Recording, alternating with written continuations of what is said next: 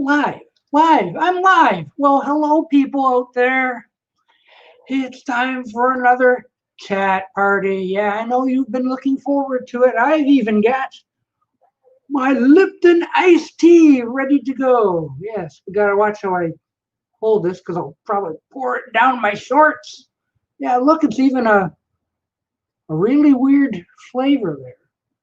Mango and passion fruit.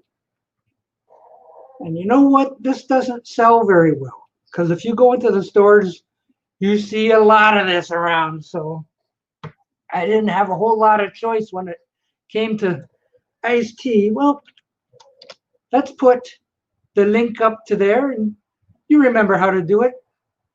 Take that link, you double click on it, and when you do, remember to shut off YouTube, and then you'll show up down there, and hopefully I'll put you on and we can chat. Okay, so nobody's here yet, so I'll play show and tell. Okay, I got this? No, this one. Okay. What have I been watching lately for dinner? Parker Lewis Can't Lose. Now, how many of you out there remember this show? Huh? I'll bet not many of you do.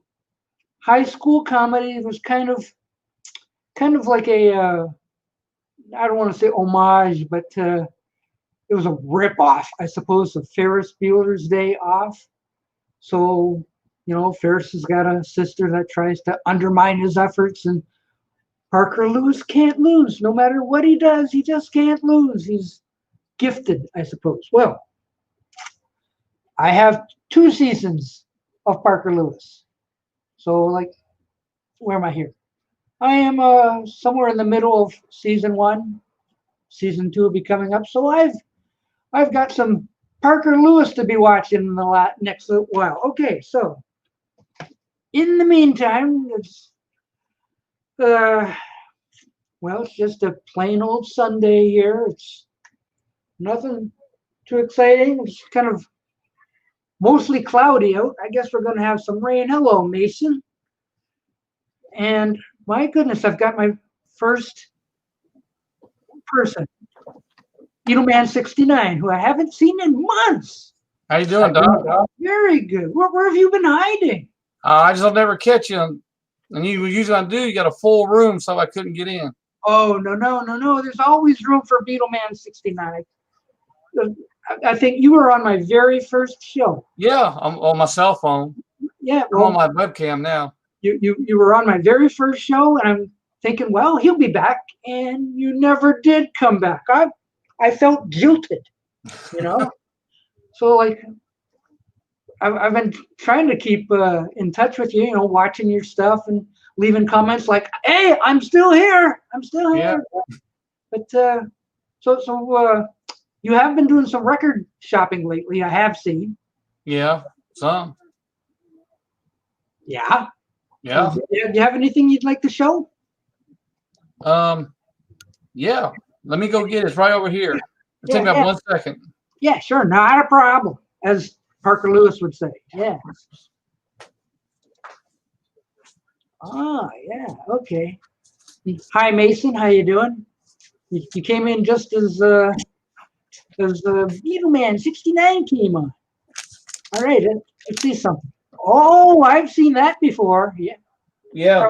From Japan, I think. Yeah. Ooh. It sounds great too. Now, does that sound better than the American version? Yeah, I always think the German and the Japanese pressings, I think they do a better job of mastering. Wow. Than the U.S.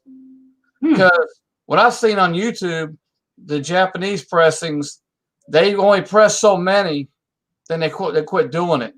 They kept trying to keep the vinyl, virgin vinyl, instead of recycled vinyl. They only press so many, they stopped doing it. So they're not made out of spare tires or anything? No. Oh, that's a relief. Yeah, mostly just virgin vinyl.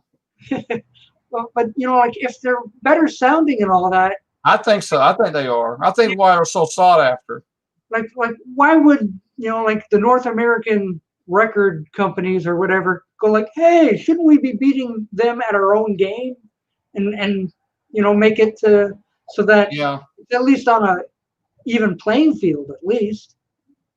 Yeah, but if you ever listen to a U.S. pressing, I know you're in Canada, but if you ever listen to a U.S. pressing, then listen to a German pressing, or even a UK, they're different. I mean, I think the sound quality is different. The mastering is different. Yeah. Mason says hi. Hi, Mason. Mason. But see what I got all CDs here. So like I've got that. Now is that gonna be like, oh my gosh, you got the cheapie? I got that one and the blue one. Right. Well, on the CD. I rolled over my foot. There. Okay. Yeah, those. But these are like the 2011 ones, I believe. So Or something like that. Yeah. Yeah. So like I found those at a record store in Carrollton, Georgia. I paid like $7 each for them, and they were practically brand new.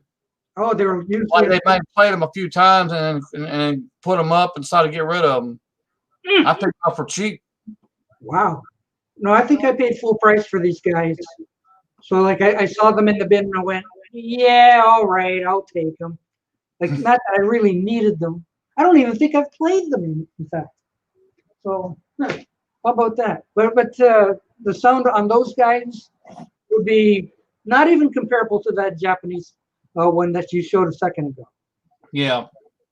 Wow, I feel cheated. Yeah. Would you like to meet someone else there, Beatleman 69? Yeah.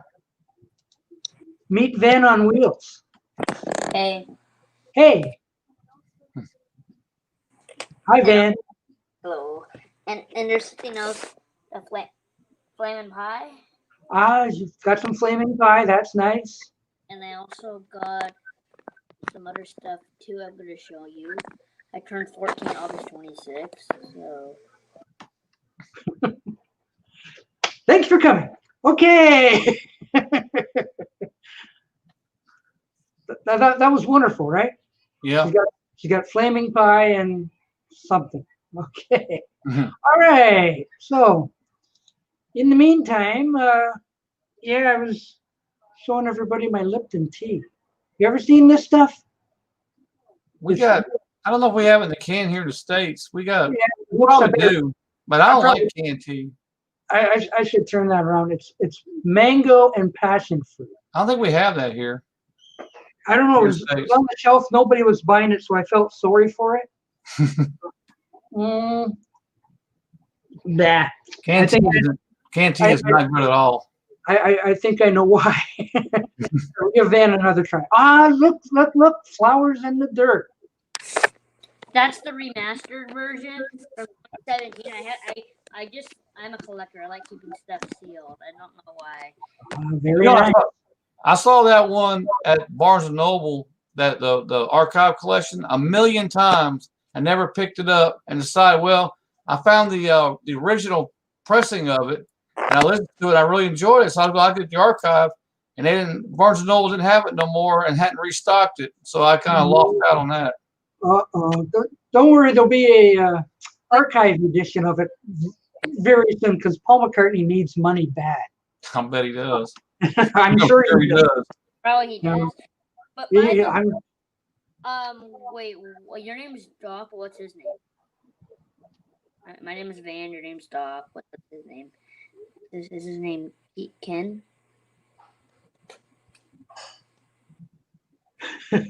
So, guys, does anybody have a favorite archive? Paul McCartney archive? Does anybody have a favorite? Flaming Pie. Yeah, favorites. I do like all of them, but if I had to pick one for naming, everything else is just plain CD. They were bought years ago. Yeah, I think remastering sounds better because it's a little bit more better than originals.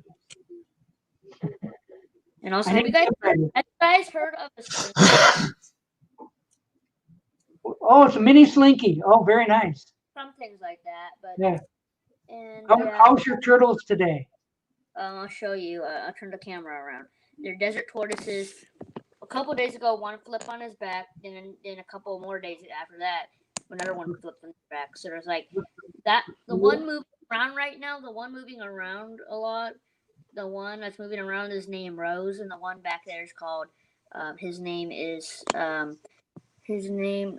Squirt, but we might sell it somebody else, but we don't know yet. My teacher, I just got this. My birthday was Wednesday, last Wednesday. Happy birthday. 26. So thank you, and I turned 14, and yeah. Yeah, we're about to have a new guest. Are you ready for a new guest? Yeah. Hey guys. Please welcome FitToBe Tiedyed.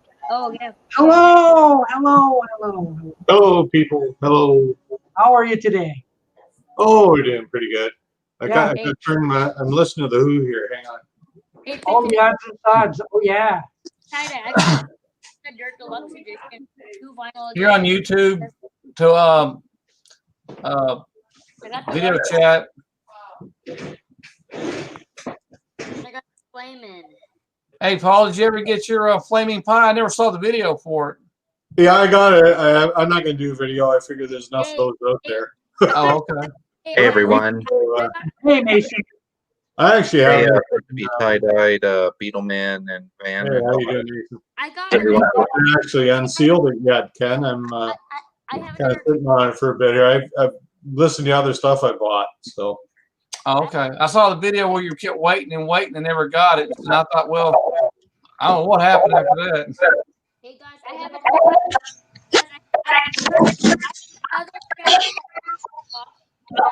Ben's a little hard to understand. I'm sorry. Just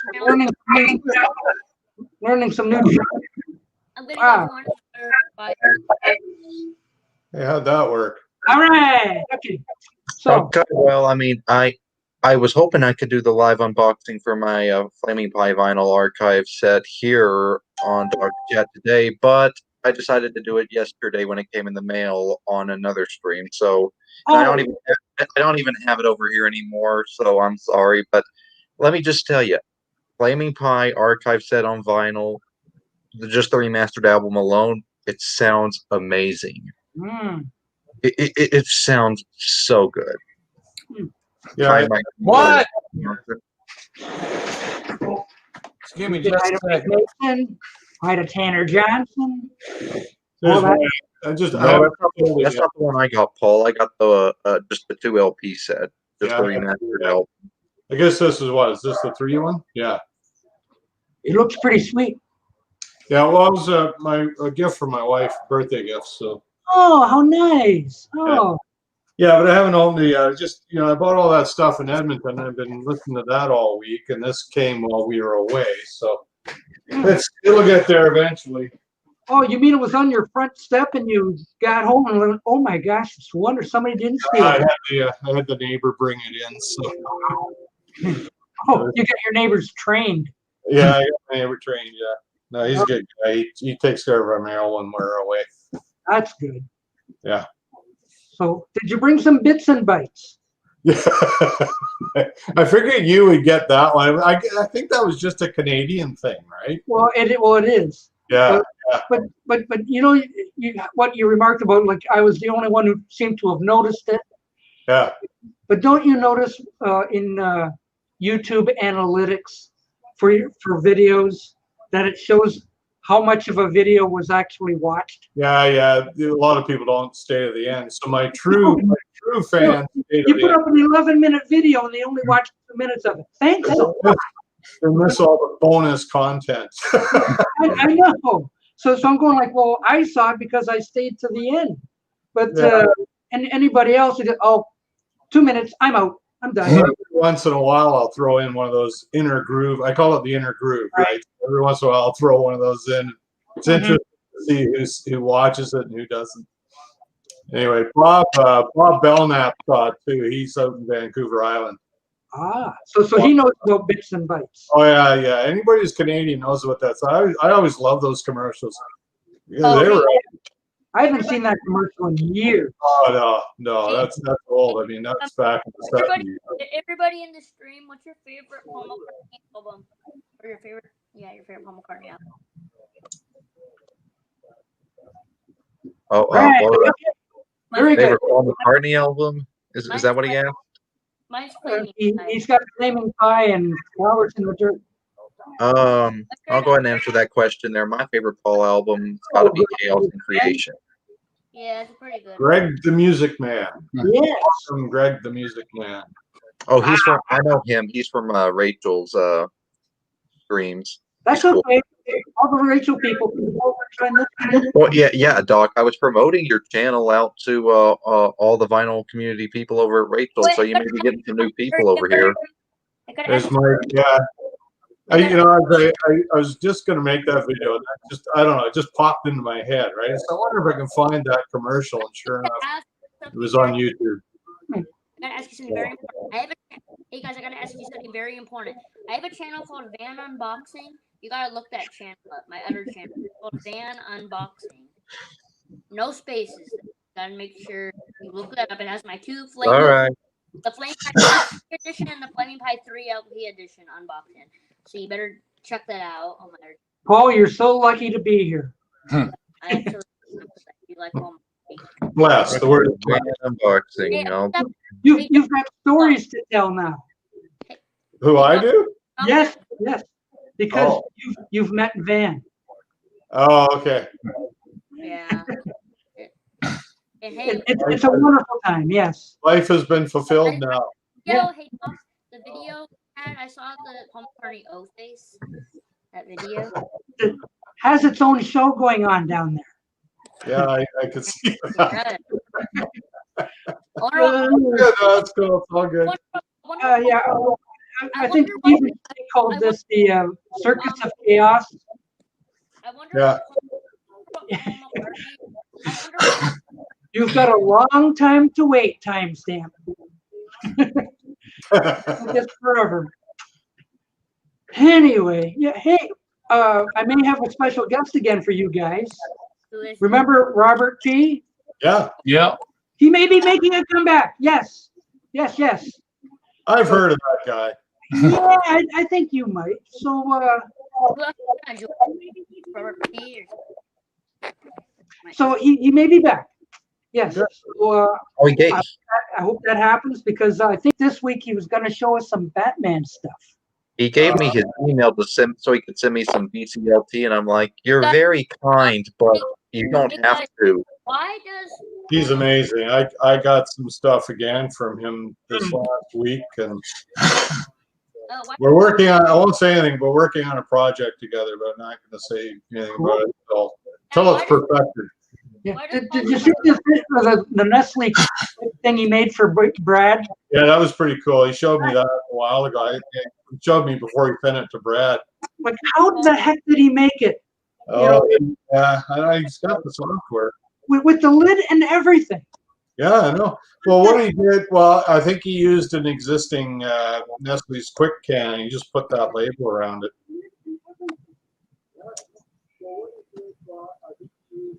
I don't know what's going on. But anyway, yeah, he did that quick thing, and I was just stunned. You know, with you had the bottom and the top, looked like it was plastic. Well, it was an existing. I think he used an existing container. It's not vintage. He didn't make that. He just put he created the label. That's all he created, and he stuck it on an existing can. But see now, when Brad spun the can, it Yeah. showed the advertisement for the Beatles inflatable, and I'm Yeah. going like, well, that's where they came from, right? Yeah. So when like Mayo or Street or somebody said, look at the blow up Beatles or whatever, they came from that quick.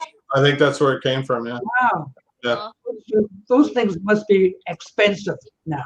Yeah, I don't know if you can even find them. They're pretty rare. Yeah. Pickups, pretty rare. Yeah. Yeah. Well, it looked like you could get a set of 4. Well, yeah. Ironically, yeah, they came in a set of 4. Hey Doc, why does Paul McCartney do an O face? Why? McCartney do an O If it was the Rolling Stones, it would have come in a set of 5. Hey Doc, why does Paul McCartney do an O face? Why does Paul McCartney do an O face? Probably because he just likes to do that. Why does McCartney like to O? Does anybody know why Paul McCartney O or no? It's I like, think there's a problem. Hey, Doc. there's a bit on Doc. that. Yes, yes. Have I don't think I've ever done this on here before. I've shown it to a couple people, but I actually have a number from Paul McCartney's Instagram account. Watch this. Oh, I'm going to call it and see what happens. he has an Instagram account? I didn't know that. I don't even go on Instagram, but I guess I'll try. Go ahead and out. show it, Mason. Go ahead. Well, you just have to listen. Listen. Oh.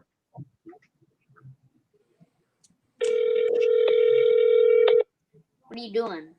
Calling him? He's calling you. You have reached the voicemail box of Paul McCartney. Okay, thank you.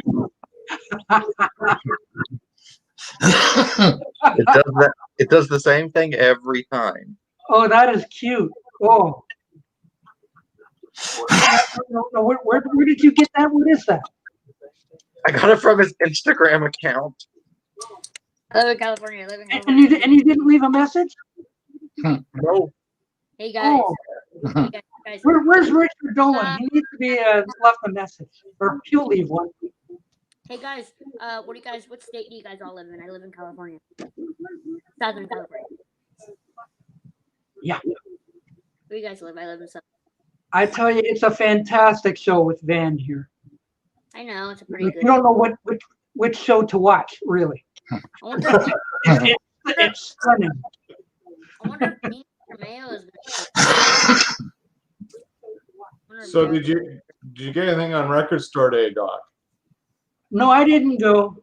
I thought I'd stay home and keep. I did my first one. I hadn't gone before, but I was out to the mall anyway. I thought I'll stop by Sunrise and see what they got. Hey guys, my birthday was August 6th. Oh, Sunrise. Did Sunrise actually have anything?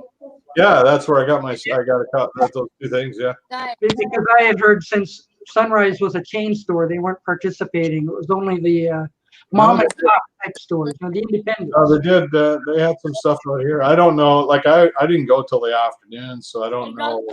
everybody in They the had a chat. bunch of other stuff that got sold out or not. I didn't really care, to be honest, but I wanted to get that Who album. So I've just been listening to it. It sounds really good.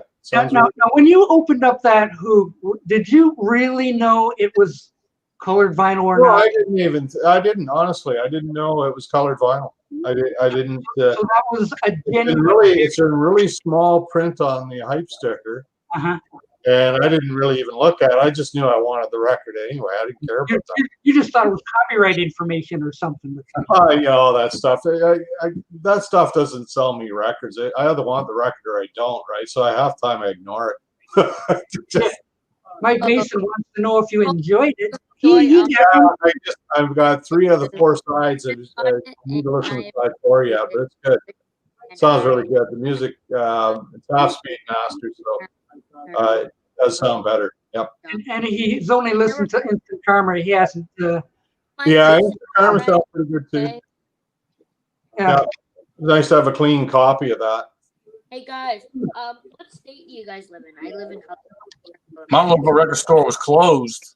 Oh my goodness! It's been closed since March. The only way I think you can get it is you'd have to contact them through Facebook or email, or go to his website or call him if you want something.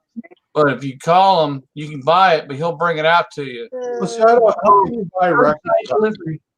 Like you gotta go in the shop and see what they've got. Yeah, he just won't do it. I know there's a shop in Edmonton I wanted to go into, and it was the same thing. You couldn't get in; you had to order online. Mm-hmm. And then they had curbside pickup. Well, how do I know what I want unless I see what you got in your store? Yeah. Or you're supposed to go ahead and order. You're supposed to say, "Have you got such and such?" And hold on, look it up, blah blah blah blah. And they'll see the price tag. They'll see the price tag of $29.95, and they say, "Yeah, we got it for $49.95." Like I don't know I want something until I'm going through and I see it there. I think, oh, I want that. Like records, it's an impulse, right? Yeah. Well, see, when I called him, he said that he didn't want people going there touching the records, because it's COVID business and stuff. Oh yeah. That's like, hey, if you don't want them touching it, give them a pair of plastic gloves and them touch it. Well, you sanitize when you go in. Sunrise is the same way. They got signs all over the records do not touch, ask for assistance, but you can go maul the CDs all you want. Yeah. Sure. Yeah. Well, what's the difference? Hey, Doc, in that record store you went to and the mall was like that? They cover up the records, but you can touch all the CDs? Yeah. Play the song Flame. Yeah, I had free access to the CDs. Yet I couldn't touch the vinyl. I said, well, what difference does it make? Yeah, but, Yeah. Hey Google. but Paul, did you have to ring in and answer questions first? By Paul McCartney. No, not this one. I just had to sanitize my hands. Because if you saw the video where I went to Sunrise recently, Yeah. and like they had the table blocking the entrance, and ring bell before entering, and then the guy comes and asks you a bunch of COVID questions, has you sanitized, and then tell you don't go to the vinyl because it's not been sanitized. You're gonna catch something, but yeah, and you can go maul everything else. Well, they had T-shirts there. They got all the merchandise there. You can maul that stuff all you want. Exactly. You can't touch the records. I go, well, what? What's the I had strategy? them all ripped off. It was so stupid. I'm going, Well, it is stupid. I don't know. I don't get it. I don't understand it. Anyway. And they didn't even have it. That was when I went for the Flaming Pie Day. And they didn't even have it. And I had to ask them, don't you have the Flaming Pie? Oh, we didn't get our stock in. Well, what kind of a record store are you? With the Sunrise? Yeah. And like it has new releases. I'm going, well, everything here looks like months old. Like they haven't updated their new releases since March. Yeah. So it was like, a stupid store. Well, they may not have. If they don't have the money to buy stuff, they can't buy it, right? Well, I suppose, but I mean, at least keep your stock up to date. Yeah. Yes, and we see your Flaming Pie copy. It's marvelous. And it sounds wonderful too. And it's also playing copyrighted music in a live stream. Oh no! Kill it! Whatever. Are you kidding? It's so low, nobody can hear it anyway. But yeah, I had to resort to Amazon to find. So now with this John Lennon one coming out, I'm passing on that. you pass on that? I'm passing on that. I don't know. I kind of like these new mix ideas. Yeah. Because I listened to the Instant Karma this morning and I went, okay. So I think I'd jump for that. Good morning, Michael. Hey, Michael. Nice to see you again today. What's up, Doc? I had to go watch Nasty Quacks before I came on. Oh, how was it? Well, on YouTube, they only have that Ferris wheelhouse with the talk over commentary. I just checked it out, Doc. Yeah, so it looks weird. His streams are a good. They're long. They're 35, 40 minutes. I'm going to enjoy watching this stuff. It's good stuff. I like Ferris wheelhouse. You will like. Doc, can you hear me? I love this guy. Yeah, I know. I love this guy.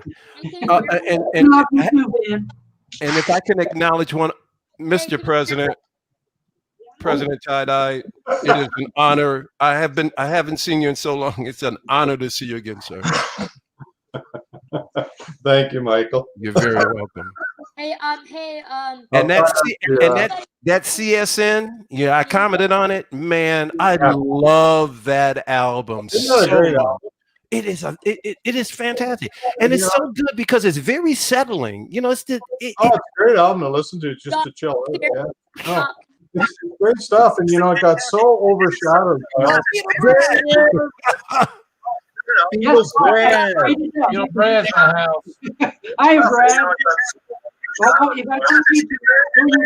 Hey, little Brad. Hey, everybody. Where's that noise coming from? Hey, Doc. Hey, Doc. Can you put more than 6 people on at a time, or you don't have that option? I don't think I have that option. Okay. Oh, I think you got it now. 6. Hey, everybody. Six Hey, is Brad. enough for Euchre. There you go. I traded up. I'm glad to see Mr. Fit to be tie-dyed. Oh, Hey there. I was just saying. Brad. Did you You're know in Michael it, Jackson did an album named after Brad? No kidding.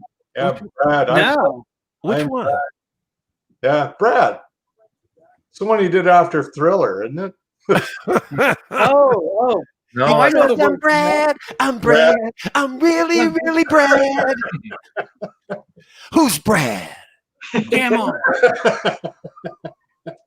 Very good. Very good, Mr. President. Very good. in all seriousness, though, Yeah. somewhere I've got a cassette tape of Thriller. Michael, good to see you too. Yes, Beetle Brad. How are you, sir? Good to see- I am doing well. Not bad for a guy like me. My hairpiece on straight for the video. Use some of that Beatles hair gel. I hear that word. Yeah. Oh yeah. my God. Like, Yeah. really, Beatles hair gel? Who's gonna buy that? I know, but really? you gotta love it's gotta be so damn scarce. It is. It's It is. crazy Well, what you know why Doc and I have beards, right? So that when we lose this, we can transplant this. Yeah. Hey, have you guys ever heard of Rogaine? Yeah, but you're it's one great. for- Paul, I'm glad you got the Who album. Paul and I got the Who album for Record Store Day, and I was just amazed like you were. Which one? The latest? Yeah. Isn't it? I've been telling Doc everybody. was asking me, I didn't expect the color vinyl. I honestly didn't. It was a shock to me when I looked at it. Isn't it gorgeous though? It's fantastic. I mean, I just am totally. I haven't listened to it yet, though. It is great. I've been telling people. Three sides through mine. I was listening to side 4, then I got on this circus here, and I dropped. But You're gonna love it, Beetle Brad. It's great. Oh, I'm a huge Hugh fan anyway. So Well, I have to spend a little bit of time getting that side to crank up, and then I'll get the phonograph. To go on. So, but I'm going to spend some you mean time. one of those old Victrolas? Yeah, yeah. Time getting it in my CD player, it was really rough. Can I ask a question about the odds and sods track list? Yeah. I think it was side 4 that had Wasp Man. Wasp Man, sing, sing. Oh, very good, Doc. Yeah. What about it? That was the B-side to the Relay. Yeah. Okay, I haven't heard that song in a long time. That's Keith Moon. But I still played it though. You're gonna get stung. But I saw that list. I'm like, oh my God, is Wasp Man on that? It's just a novelty song. Well, it is, but I was amazed to see it. Have you ever heard the Who do the Batman theme? Yes. Yes. No. I saw it on YouTube or some. I think I caught it on YouTube. I've got it on an album. It's a UK compilation. Is it really? Yeah, there's 2. Let me get them. wow, that's fascinating. Glad to see the rest of you. Sorry, didn't mean to not start talking to Paul, but yeah, glad to see the rest of you guys. Definitely. Well, conversation is like bumper cars anyway, in some of these streams. Yeah. Go over to Rachel's, and there's a bumper car going on over there too. She's going to be joining, I guess, won't she, Rachel? I don't know if she will or not. She said she might try to. She's having dinner with her better half. Oh, okay. Brad, I got to tell you, I ordered my vinyl copy of Yeah, Flaming Pie, and it came in yesterday. Oh yeah, did you get your Flaming Pie? Yeah. For the first time on vinyl and the half-speed master and everything, it sounded amazing. It does. It does sound amazing. I didn't even get the archive. I just got the remastered album, the 2 LP set. Well, the vinyl of it's phenomenal. Yeah. They mixed it somehow differently than the other stuff because it sounds so superior over everything. Oh, I had an absolute blast playing it. So actually, Polydor came out with these in 1983. They're UK pressing. Wow. And they got all this rare Who stuff on it, like non-album tracks. Where are we here? You can see the track list there. Yeah. Oh, Batman, there it is. What the heck? Barbara Ann. That man. Yeah.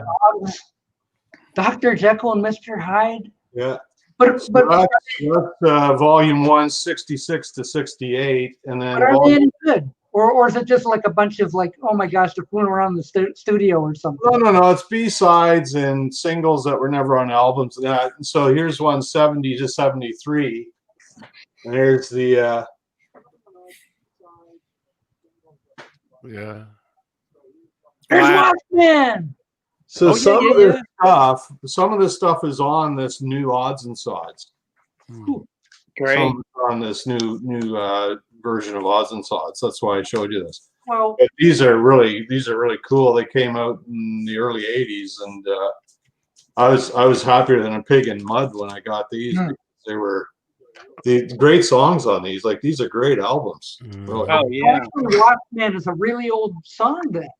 Well, so which one's it on here? It's the A and B side single.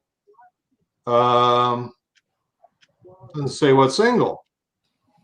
Yeah, or it was on the B side of the Relay. This has it as A and B side.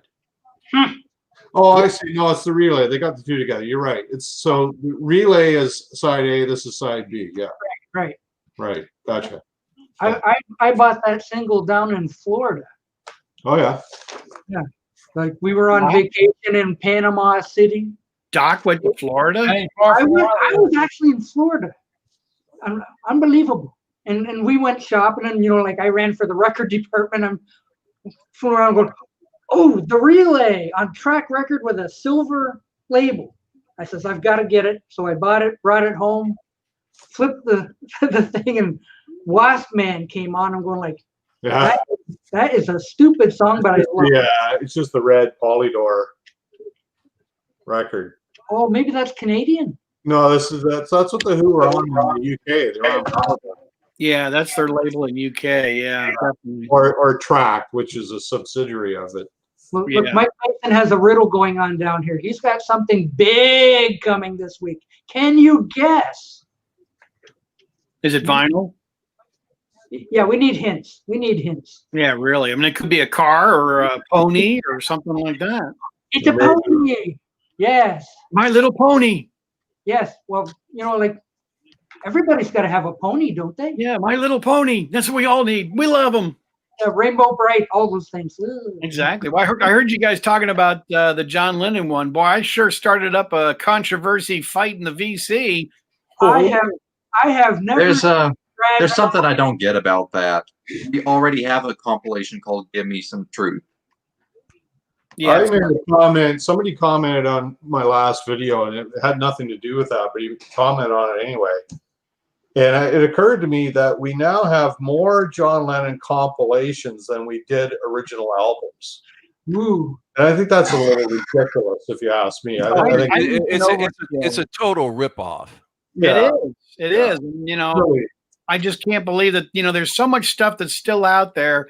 And my point on my video, because everybody's jumping me on my video, I don't know why, we had to have this come out. We certainly could have had something else. Yeah, I'm glad to hear the new mixes, and, they probably sound a whole lot better. But come on, there's so much other stuff that's out there that they could have done much better for John's 80th birthday. I mean, if this was like, birthday number 32, okay. But you know why they do that, right? Cash. Well, the love of money is No help from the studio audience, please. The love of money. Yeah, no help from the studio audience. But here's the other thing. For a bunch of Lennon Lost tapes. What's going to sell better? Yeah, Right. and there's so much of the Lost Lennon stuff that it would be a fabulous box set. And people, on my channel, because I commented saying that, and people said, "Oh, well, a lot of people don't know them." And it's like, well, yeah, you do know the songs, but it'd be fun to hear different versions of it. Like take That- one. yeah, I am so sick of the Beatles right now. I'm not I've been sick of the Beatles for a long time. videos on them. It's like they have just totally saturated the market with all this crap. I'm fed up with it. I really am. Oh, I've been fed up years ago. I got no more time right now for the Beatles. I'm sorry to say. Beatled out. Enough is enough. Mm-hmm. It's just What's like, that comment? It should have been called Give Me Some Truth 2, yeah, well, Yeah. 5 or 10 or something.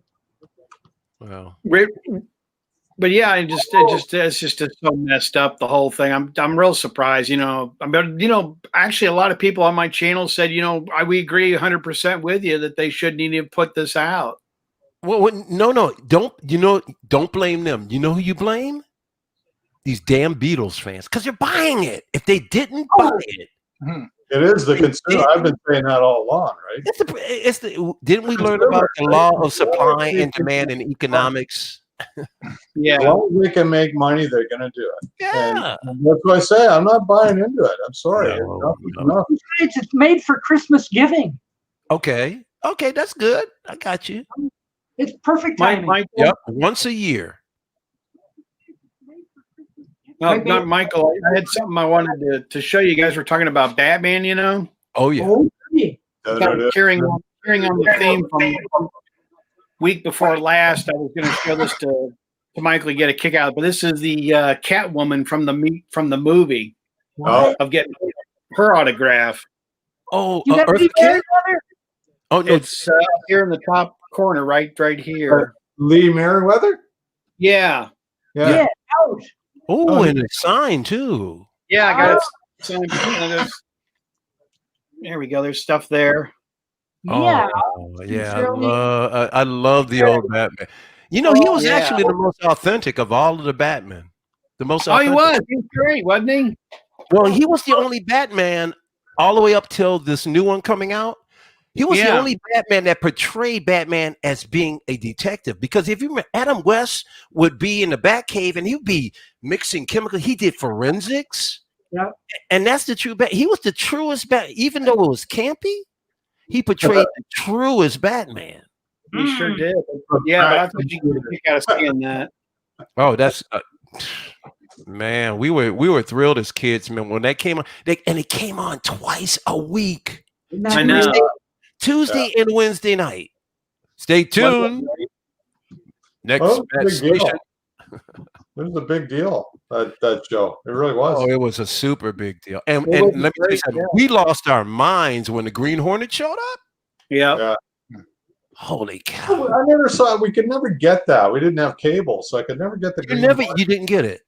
Well, no, that was on ABC on Friday nights. Yeah, we could never get that because you mean live when it was around. Okay. Yeah. Green Hornet was just awesome. And, Batman was just, it's like everybody's like, you're out playing and you're out doing stuff with your friends. There's like, Batman's in 10 minutes and everybody scatter, and everybody be at home. But it was like that for a lot of stuff. Lost in Space. Yeah. Yes. That's what my dad used to say. You could always tell it was 7:30 in the middle of the week because the streets were just clear of kids. Yeah. Amazon. Yeah. Well, we had an edict when I was growing up. My mother always said, when soon as the street lights come on, come home. So every time the street lights, we had to go home. Here's the irony, though. Like, the humor wasn't for kids. That show wasn't really for kids at all. Just like Looney Tunes. Like a lot of the stuff you watch now, and I don't remember that, and it's funny as hell, right? Yeah. There was sexual innuendo. Oh, it's full of that stuff. It's just and you didn't get that as a kid. You just watched it, and now you're kind of like looking back at it and going, there's some really beautiful women on this show. He takes a sip of drink. He takes a sip of something as an alcohol, and he gets hammered. Yeah. He walks into the bar, right, and he's sitting there in his bat garb, and he goes up to the bar, and the bartender says, "Well, wouldn't you sooner sit at a table?" And he says, "Oh no," he says, "I don't think I want to be conspicuous." I don't want to draw attention. He's dressed in his bat garb, I love that. I mean, it's so stupidly hilarious. You shouldn't want to be conspicuous, he says. Yeah. Well, what about when he's at the club?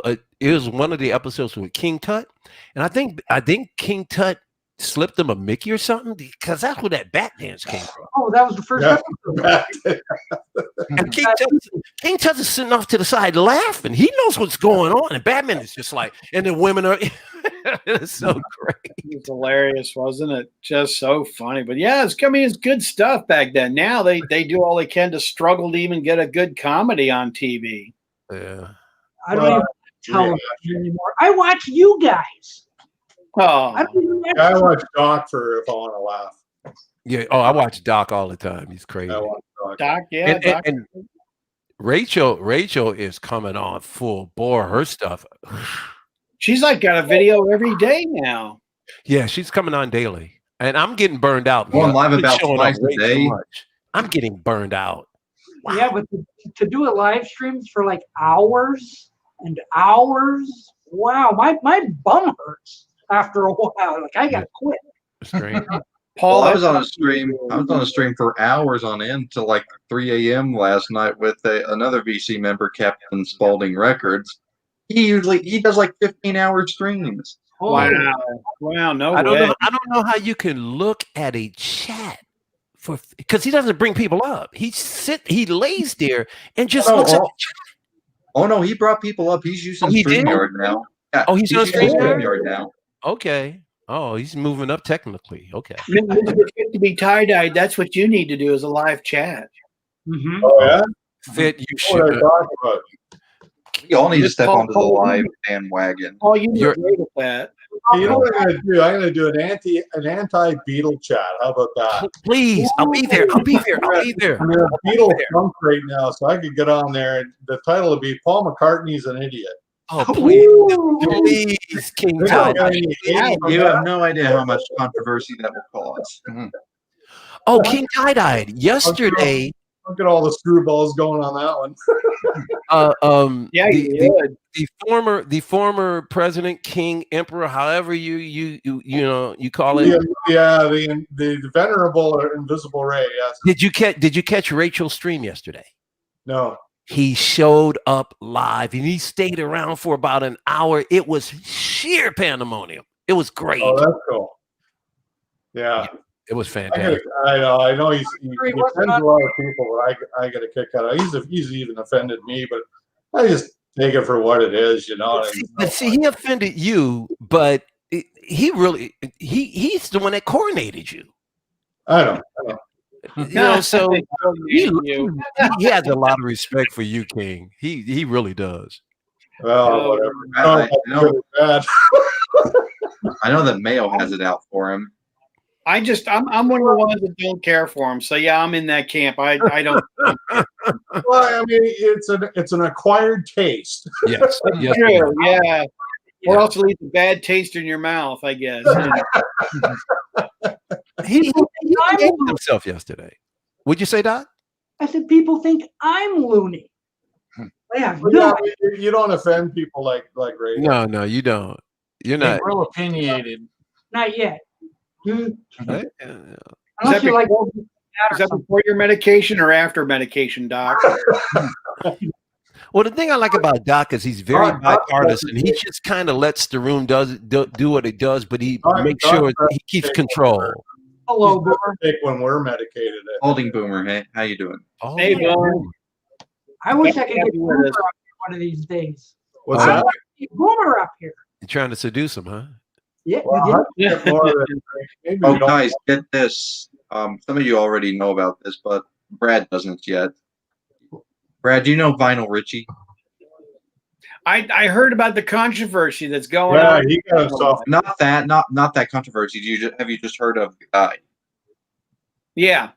He Yeah. came on a stream last night that we were doing and straight up said that a Beach Boys album is better than Let It Be.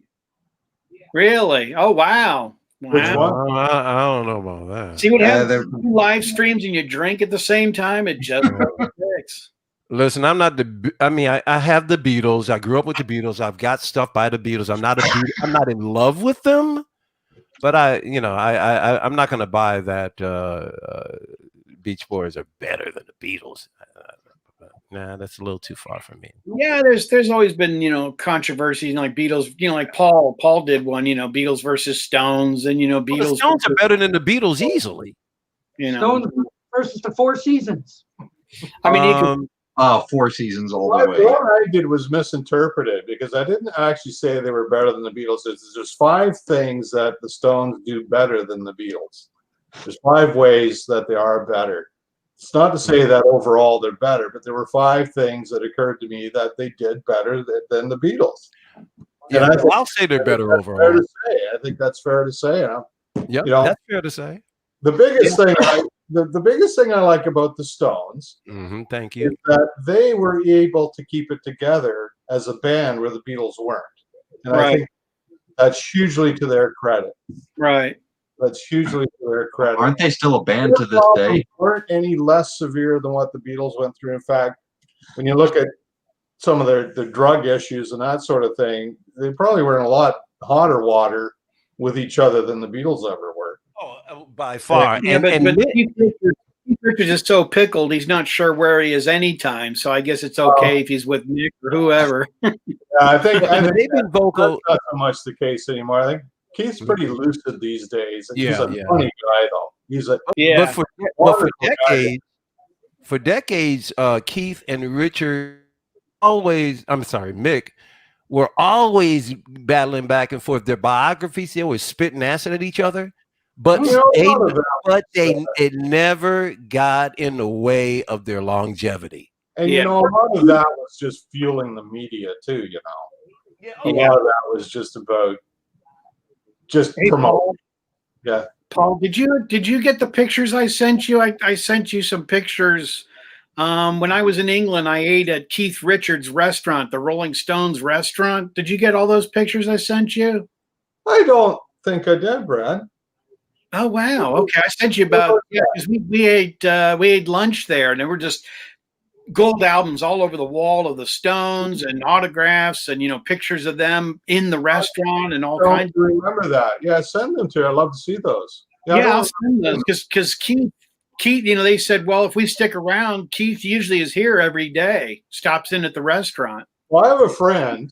There used to be a record chain out here called A&A Records, and they were her records, whole stereo shop, the whole deal, eh? And they went under about 10 years ago. But there was their main flagship store was right in downtown Vancouver, right across the street from where I work. And a friend of mine used to work there. Every time a band was in town, they used to go to this record store. Well, one day Keith Richards was in the record store, and they said he's a great guy. He spent the whole afternoon with them. They all had a good chat with him, and he was like entertaining them for the whole afternoon. Wow. Just that's the kind of guy he is, and it's just deep down, he's just a guy. He's just a guy, and he's a great guy. They had a great time with them, and I said to my buddy, "It's too bad I wasn't there." He says, "Why? What were you doing?" I said, "Oh, excuse me, sir. The Beatles section is over here." Oh, that's scathing. Never had the chance, though. Tanner's got a question for you there, Paul. Sorry, what's that? Tanner's got a question for Okay, you. is Paul going to get the new go? Oh yeah, I pre-ordered it as soon as it was announced. Yeah. You'll be sitting on the front step waiting for it. Oh, go see. Did you pre-order? The Goat's Head Soup. I just got the Okay. 4 record set though. I didn't get any of the other stuff. Who's here? Late show. It's Robert P. Robert P. Oh, and he's late. Sorry, all 6 slots are taken. But Michael, what did you show, Michael? He had Got Live if you want it there. Yeah, this is. I don't know if it's rare, but it's old. It's live recording. Really hard to find. Yeah. Now that was originally a 5-song EP in the UK. wow. And the Americans turned it into a full concert album.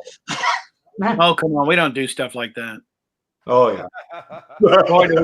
Boy, do we rip off the American market. I will plug for that big time, all the time. Boy, the American market, we could saturate. We can take a 45 and milk it into a double album. Well, Capitol was good for that. Yeah, you're right.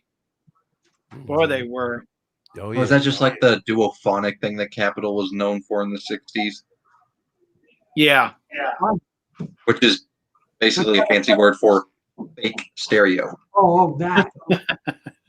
Isn't that great? Yeah. I actually still have albums on duophonic. I've got a couple. Yeah, it's kind of wild to listen to them. They really sound different, don't they? Mm-hmm. Oh, Robert was out looking at camping trailers. No, There you go. Hey, Oh. Robert.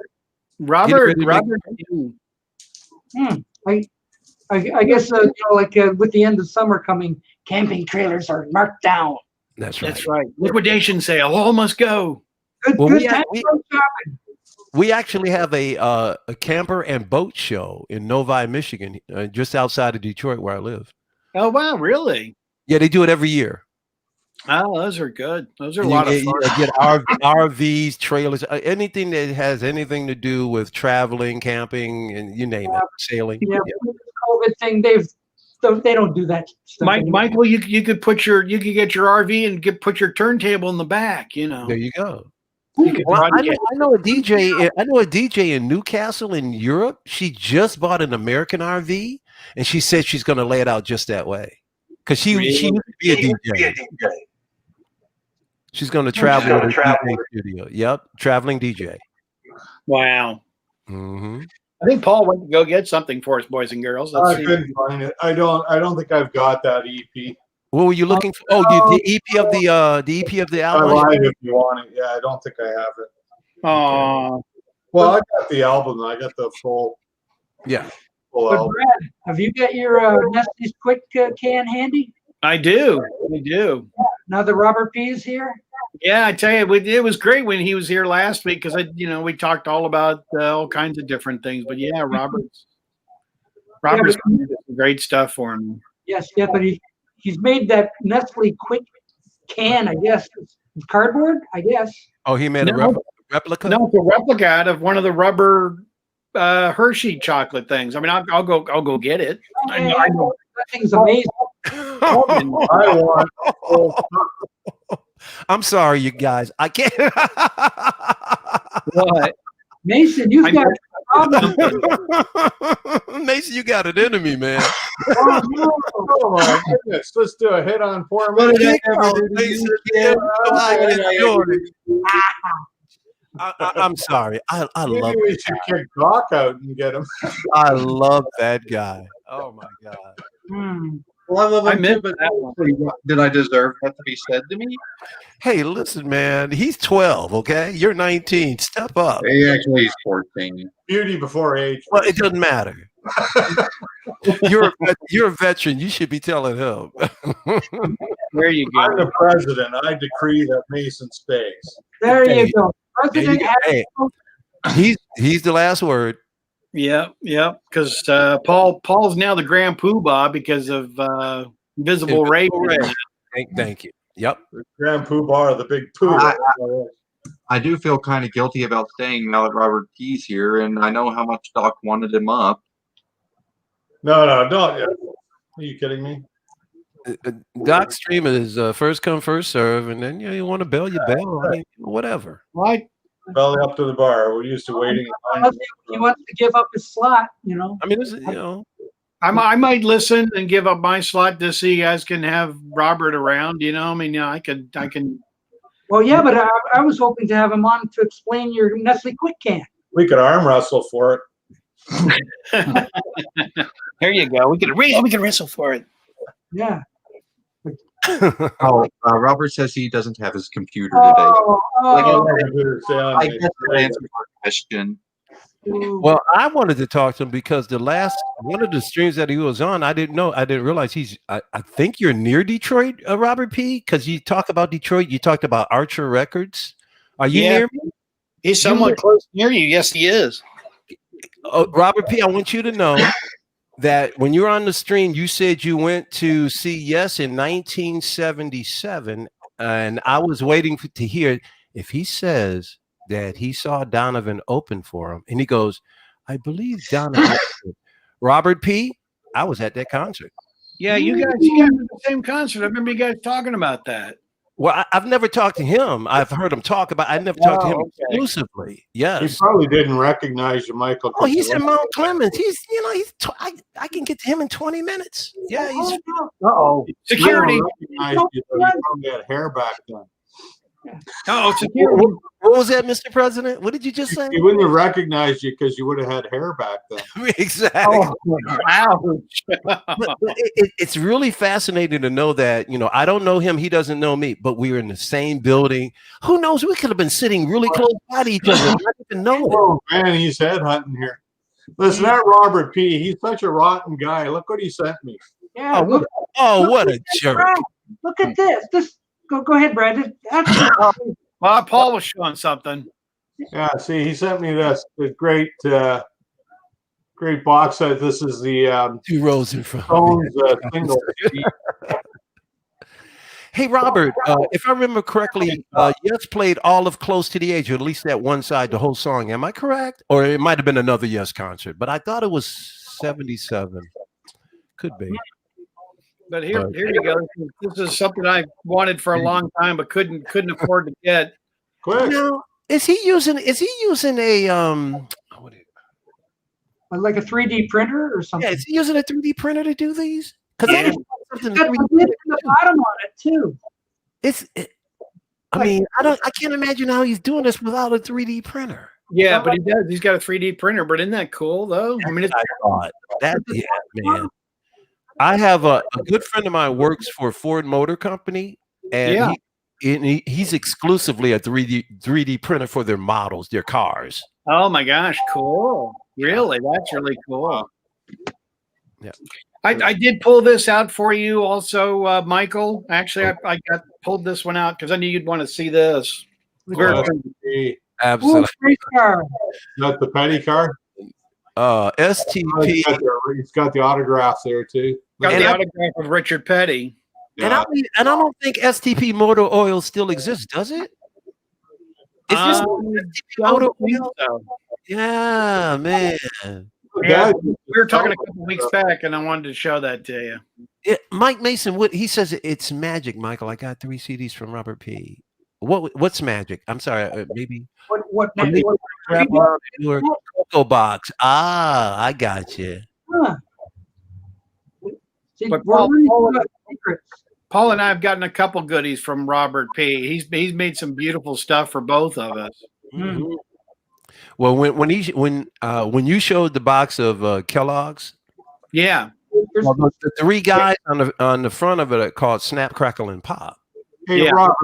Robert, if you think you're still here, should I debut our project, or do you want to wait till we refine it? Ooh, Doc has a premiere. It's your call. I'll leave it up to you, Robert, to call. You should have never brought it up. Now we're gonna see. Yeah, but you see, I can build suspense too. Time for a commercial. Doc, you need a commercial. Oh, come on, King. Now you got me anticipating. Yeah, I'm waiting for Robert though. He's gone silent on me here. He's probably mulling it over. Yeah, he's scrambling. He's scrambling.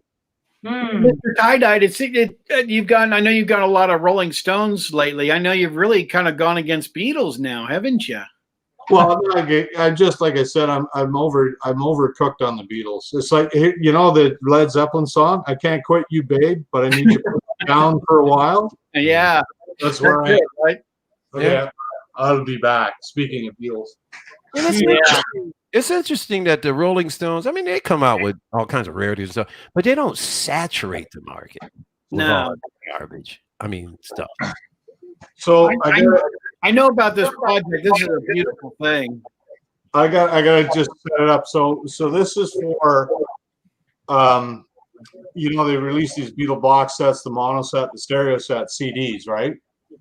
And so I got to thinking, you know, it'd be kind of cool to have a way of putting both those sets together, so that if you want to, hey, I got big all of a sudden. Yeah, I think you're gonna show it. So that if you want, you got big headed. Yeah. So if I wanted to like get the CDs, you gotta open the boxes, you gotta take all this stuff out, and there's got to be a better way of doing this. So I kind of came up with this idea, and Robert sort of took the idea and ran with it, and we came up with. Now it's not actually glued together; it's just kind of stuck together. But I came up with a box. Oh, nice. We came up with a box. Okay. To display this stuff. Wow. And the original thought was to have it sort of like the old standard stereo cabinet, eh? Yeah. But she's falling apart on me. It kind of reminds me of the air conditioner in my window. Yeah.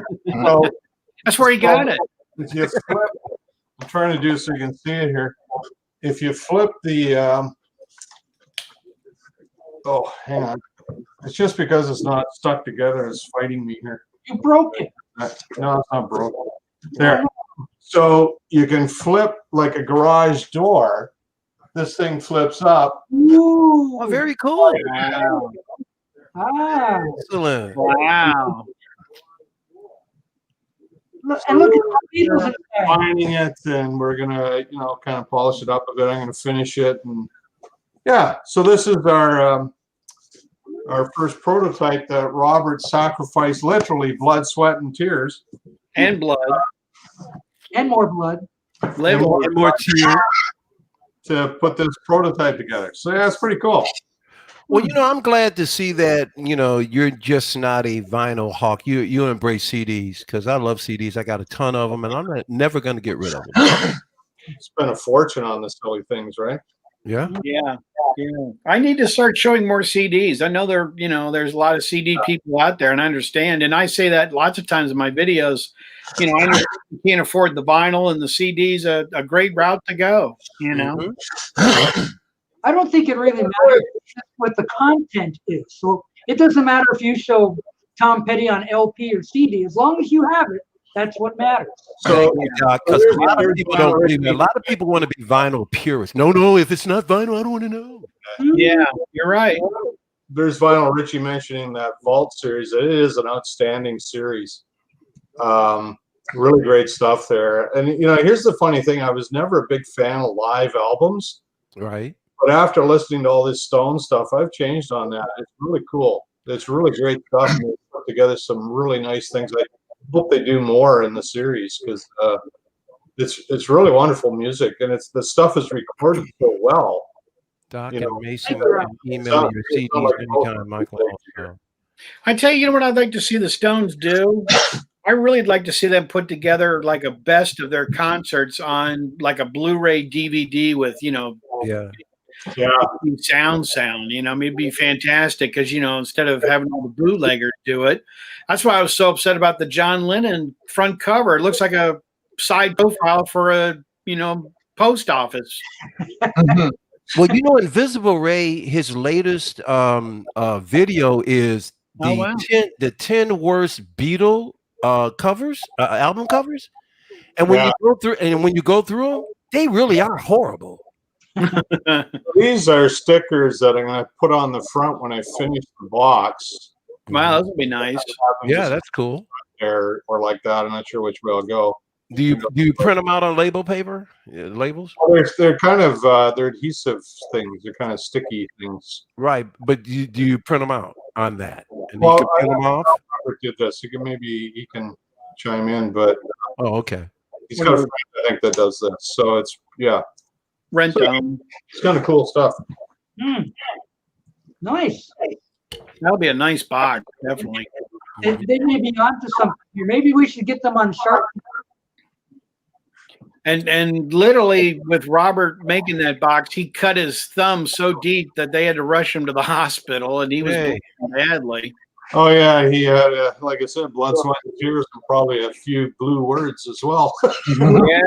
Yeah. Printed on a cricket thing. Cricket thing. So he caught a bunch of crickets, and that doesn't sound right. It must be something in the computer world. I don't know what that means. I never heard of like the Hermits, is it? I'm going to pretend I do, but I'm not going to say anything. I do, because once again, my camera is flipped around, but I have a whole recording studio. I can master music, in here. Wow. You just can't see everything, but I like I've been telling people, I'll flip the camera back. Rachel's seen it, but I'll flip the camera around one day so you can see it. But all of the stuff that Robert P is doing, when he was talking, I'm going, "Yep, we're in the same." I mean, he's more advanced when it comes to creating physical objects. Yeah. As far as mixing and CDs and mastering and stuff, I've been doing that for quite a long time. Everything is a vinyl letter cutter. Yeah. Okay. I knew that. I thought it was a lighter. I love graphic designing. Oh yeah, it's great. Well, I mean, like stuff like this. Paul, did you see that video about this? Yeah, Robert showed me that. Yeah. Yeah, it's beautifully done. I mean, it really is. And I've been looking for one of these, and they're just too darn expensive to even buy on your own. So that's why. Mm-hmm. And they wouldn't have been available for very long either, right? I mean, They were, these are for the things from 1966. They were only for 1 year that this was made, and then you got these. I've got all 4 of those. Yeah. Which is the figure. You can grab those if you want. They're what, 18 inches high? Like they're pretty big. Those things. Yeah, they are. I mean, only for $1.99 too. Yeah, now they're 1,700. I have a VHS buried under a million VHSs that have the old Beatles cartoons on them. I recorded. Oh them. yeah, those are. My brother got ABC. them on DVD, actually, DVD. Yeah, those are The accent is so bad. I wish those would come out on DVD. Yeah. I mean, Blu-ray, not just DVD. Well, actually, I want to find it, see if it hasn't degraded too much, and just transfer it right on over digitally. I can do that. Yeah. I can do that from here as well.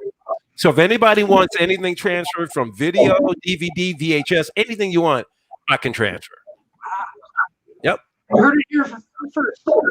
I'm a let me challenge you, Michael. I'm going to challenge you. Stuff. Michael. Yes. I'm going to challenge you here. Can you take 8mm projector films and transfer them to DVD? No, and it costs thousands of dollars to do that. That's the one thing I am waiting to come to home studios. Because I got a whole library of those over there. Watch out. Hold on. You brought up something. Be careful. Look, Robert P. has all the cartoons and since he's going to go get those, here you go, Doc. Wow. Yeah, since he went to I might wait until Michael comes back. Here's the Paul one. Make Brad look big. There you go. How's that? He looks Paul. Here's George. I should get these a little bit larger, but yeah, there's George. They look like they got a bit of a deflated ego problem here. Now, if I have to talk about the Beatles, he's the best one. He's my favorite, George. I mean, there's Ringo. Well, these are all they're all original, but they just and they look brand new. Are they based on the cartoon characters? They must. Oh, yeah. They are. Yes, Yeah. Those are the exact ones. There's John. Oh my God, they look brand new, Brad. Jeez. Yeah, they're in mint condition. But see, the thing is, I keep them deflated because they don't keep the air too well. Because 1960 they are new. Robert P. created them. Yeah. and the color would crack on them too if you left them inflated. Yeah. So there's the lads. Wow. You let Buddy play with those? Yeah, I do. Yeah. Right, Buddy. Look at that. But those are hard to get all of them together in good shape. I mean, seriously, you'll pay up to $1,000 for all of them in good shape. Right. Now, when Mason was talking about Super 8 film, when I was a little boy, I was around 8, 9 years. One of the biggest Christmases that we had is my father bought us one of the old Super 8 projectors and cameras. So as a little boy, when we visited Niagara Falls in the 60s, Washington, D.C., and then in my neighborhood, my neighborhood friends and I actually made a full-length film. Wow. Had I stayed with, I would have been another. Well, here is a box of Super 8 film. I just happen to have it here. I got boxes too. Now, there is reels of Super 8 film in here from back in the 60s. There's footage of me and the family going under the Niagara Falls in Canada. Wow. There's pictures of Guinness Book of World Records Museum in DC, and some Really? yes, and in some of the footage you can see people walking around, women wearing mini dresses and everything like that. Oh, yeah, I Oh, want yeah. And what I'm looking for or waiting for is a way to be able to transfer those from home. Because even to this Like a day, if T-box. you try and convert these to digital, you have to send them out to some kind of production house, and it costs a lot. Well, that legacy I box. transferred all of my 8mm films. Yeah. My parents transferred can them do- over. I can do you one better, Michael. Hold on. Ooh, Uh-oh. But I did that with my parents' stuff. I transferred all of their 8mm films over to DVD. And how much? And it was costly, wasn't it? It was free whoa, that's the because best. I knew how to do it. I did it myself. From You said 60s? These are 40s. Oh wow, 40s, goodness. what did you use, Beetle Brad? Full color.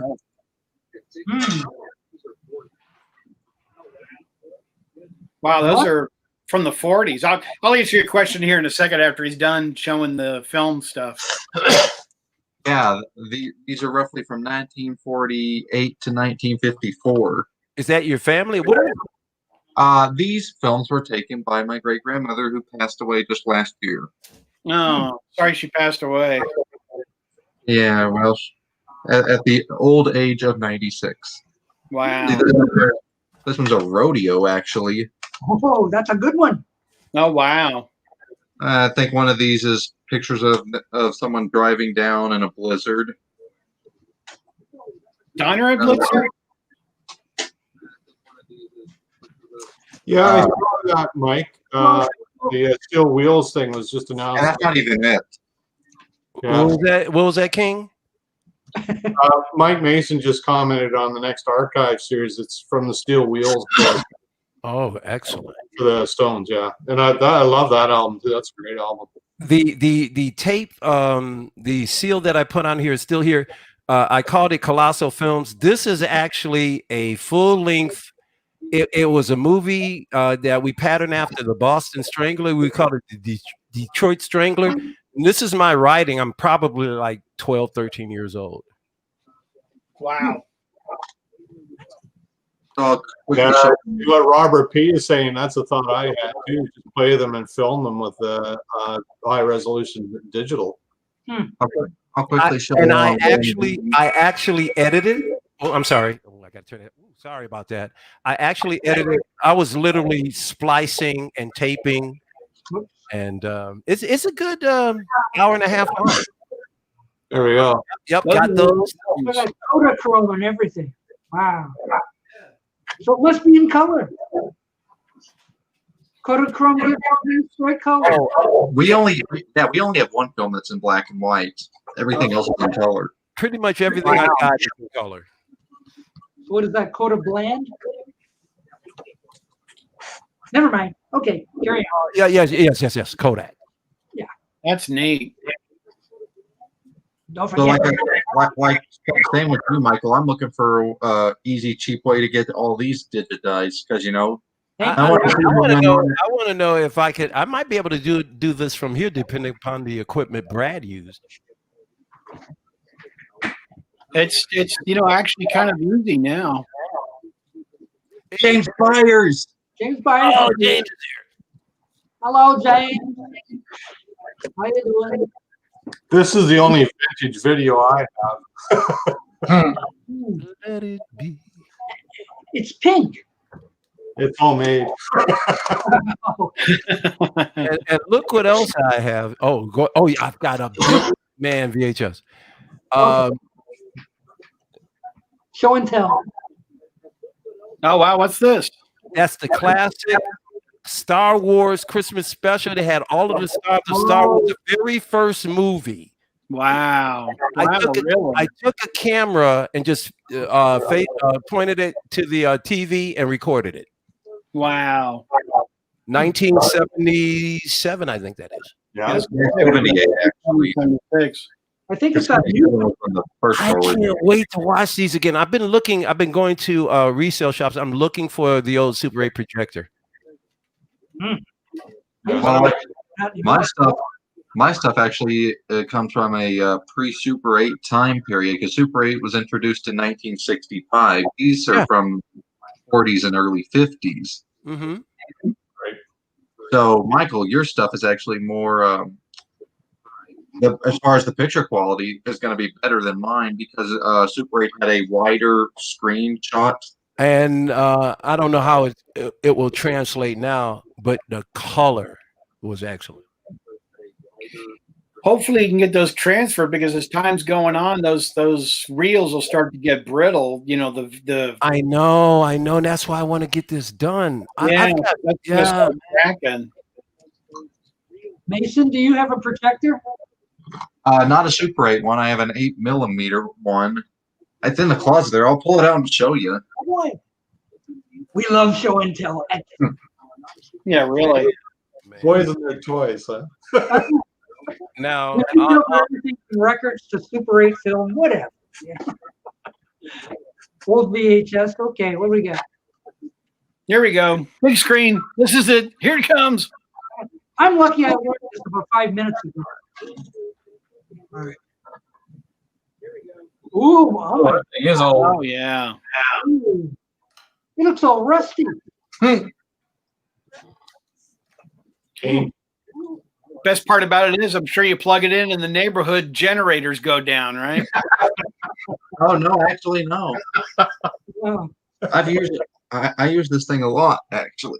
Wow. And the lights don't dim in the house. the whole neighborhood just has a I can use it in broad daylight Yeah. and still be able to get a good picture. And the lights don't dim in the house when you turn it on, huh? Heat your whole house with it in the winter. We don't have to. We don't even have to have lights in the house. The lamp in this projector was recently replaced. Like last year, we were able to find a brand new lamp for this projector that hasn't, from a company that hasn't been making lamps in years. The genius of Robert P. There's your answer right there. just set the camera on a tripod and film it off the wall. I've done that, and it comes out really good with these new video cameras that are brand new. You can't tell the difference, really. Yeah. Yeah, Brad. As you get older, our eyes start feeling. Original owner's manual. Ooh. Cool. Let's see. I'm going to find out when this was manufactured. Yeah, and Brad is got good audio quality. I bet you Michael's on a washroom break. Yeah, yes. I don't know if you can read that, but it says copyright 1946. Wow. Whoops, I missed.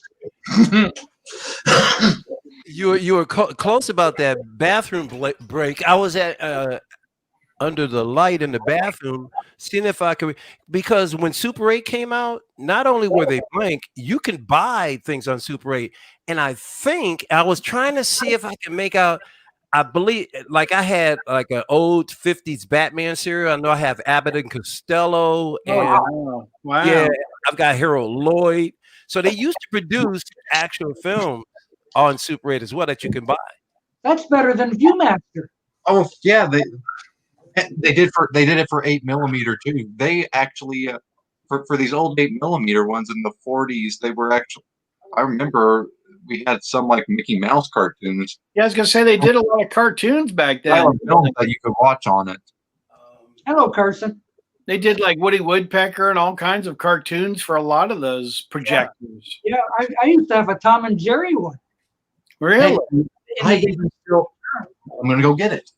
I was back in the day. I don't have Right it now, FitToBe Tiedyed's letting me borrow his Betty Boop one, so I'm kind of busy with that. So I've been rotating my albums, and so I have a walk-in closet that's about 10 feet deep. So there's boxes in there with stuff in. I've been pulling stuff out recently and showing folks on like Rachel's stream and everything. When Doc brought up the Viewmaster, I had one. I still have those discs that you put into them. I still have them because it was like these discs, and you would slide them down. They had cells on them in a circle. You slide them down in the Viewmaster. You turn it on, and the light would project it on the wall. I remember those. I had those too. Those were cool. I still have the reels. I don't have the Viewmaster, but I have the reels. I have some of them. Yes. Really? Yes. They're not. I'm gonna work on trying to find where I got them. It'll. Oh my goodness, I want to. It's I fantastic. still have the camera. Oh, dude, that's the one. That's the kind you wind up. Yeah, wind up.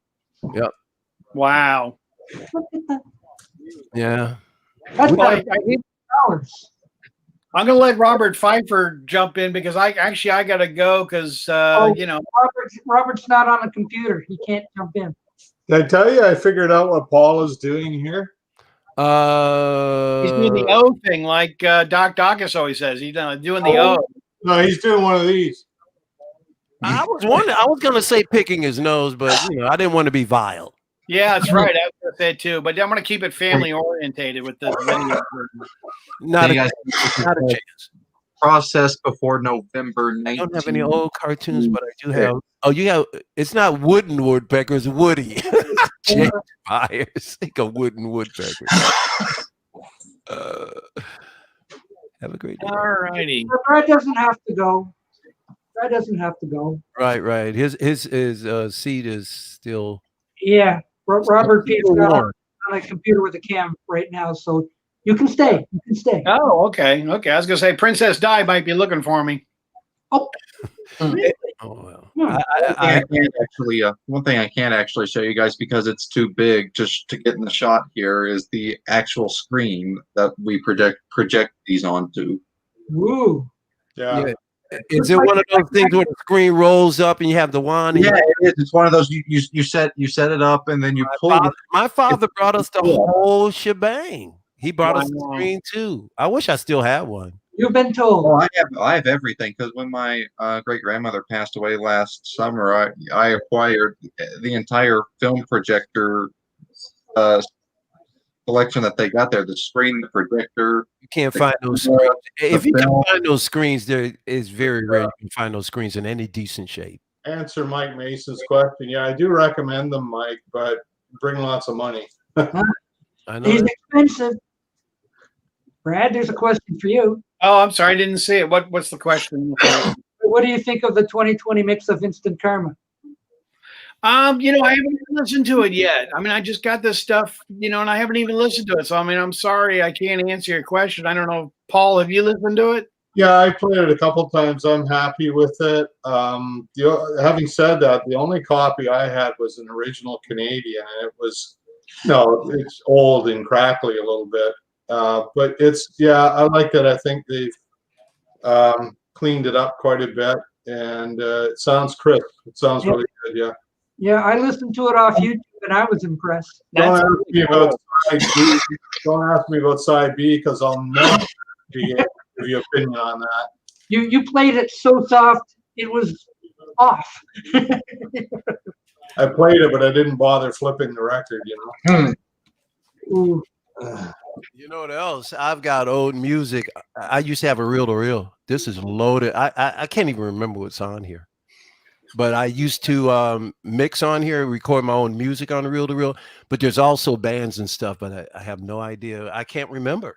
You got hot in the closet watching. Oh, wow. The question is, what were you in the closet watching? That's my grandparents. Oh, wow. Oh, well, that's in my. What do you got? Oh, there you go. There you go. Wow. Is that a Polaroid? Is that a Polaroid? I think Early Polaroid. Yeah. Yes.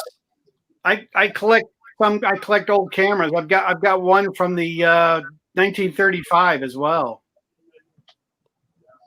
I want to ask you, Brad, what don't you collect? Exactly. Do you have a Hasselblad? I don't collect money because it's not around. Do you have a Hasselblad? No.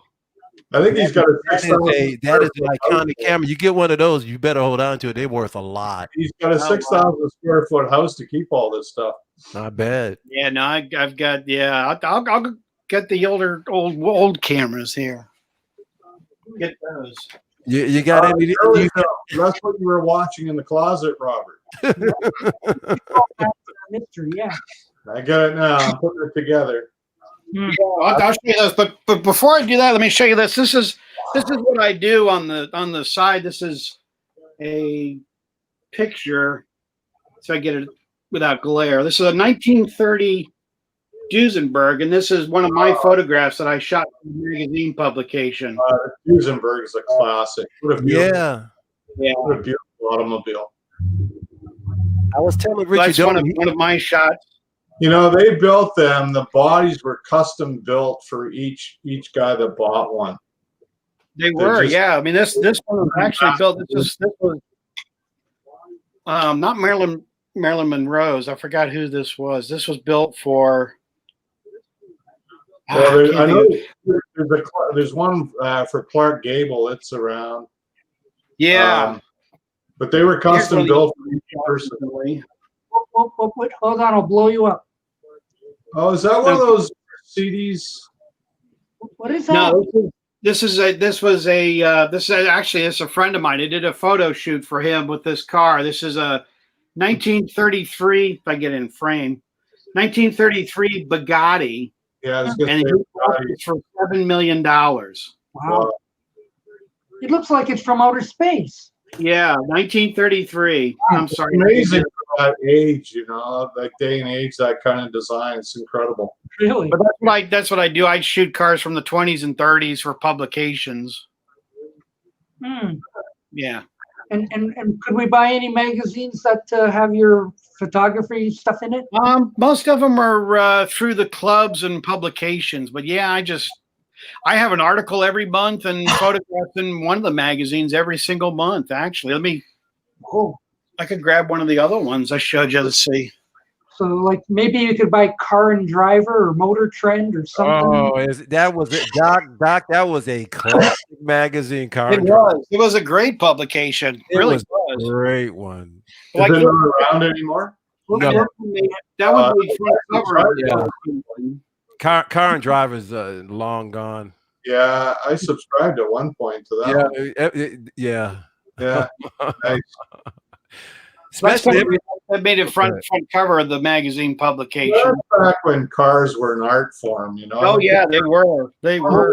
Yeah, and when we were younger, I mean, you had things like the Barracuda, and you had to pick up Car and Driver. Yes, GTO, you had to pick up Car and Driver. Yeah, you did. That's Mustang back then. They ruled. Yeah. Hey, what about mine? What about yours? What about yours? Oh yeah, the Dachshund-mobile. That's one. We don't. It's in a category all its own. Well, I know I can't drive it anywhere without people stopping me for autographs.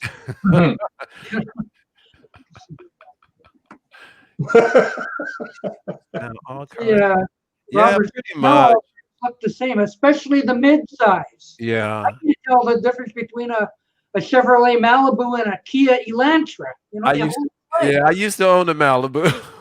I own one now, so be careful what you say. I'll tell you this. The only reason why I didn't have it is because I got it totaled. But FitToBe Tiedyed, is that not a reliable car? It's a great car. Man, I never had to do much maintenance. Great car. Mine's a 2011, and the thing runs perfectly. Yeah.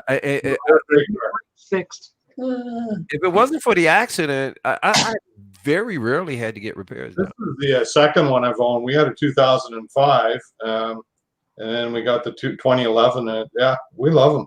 No, they're great car. I was so mad when it got totaled. Oh, I love my Malibu. Yeah. I think maybe the money, like, you got big bang for your buck on those ones.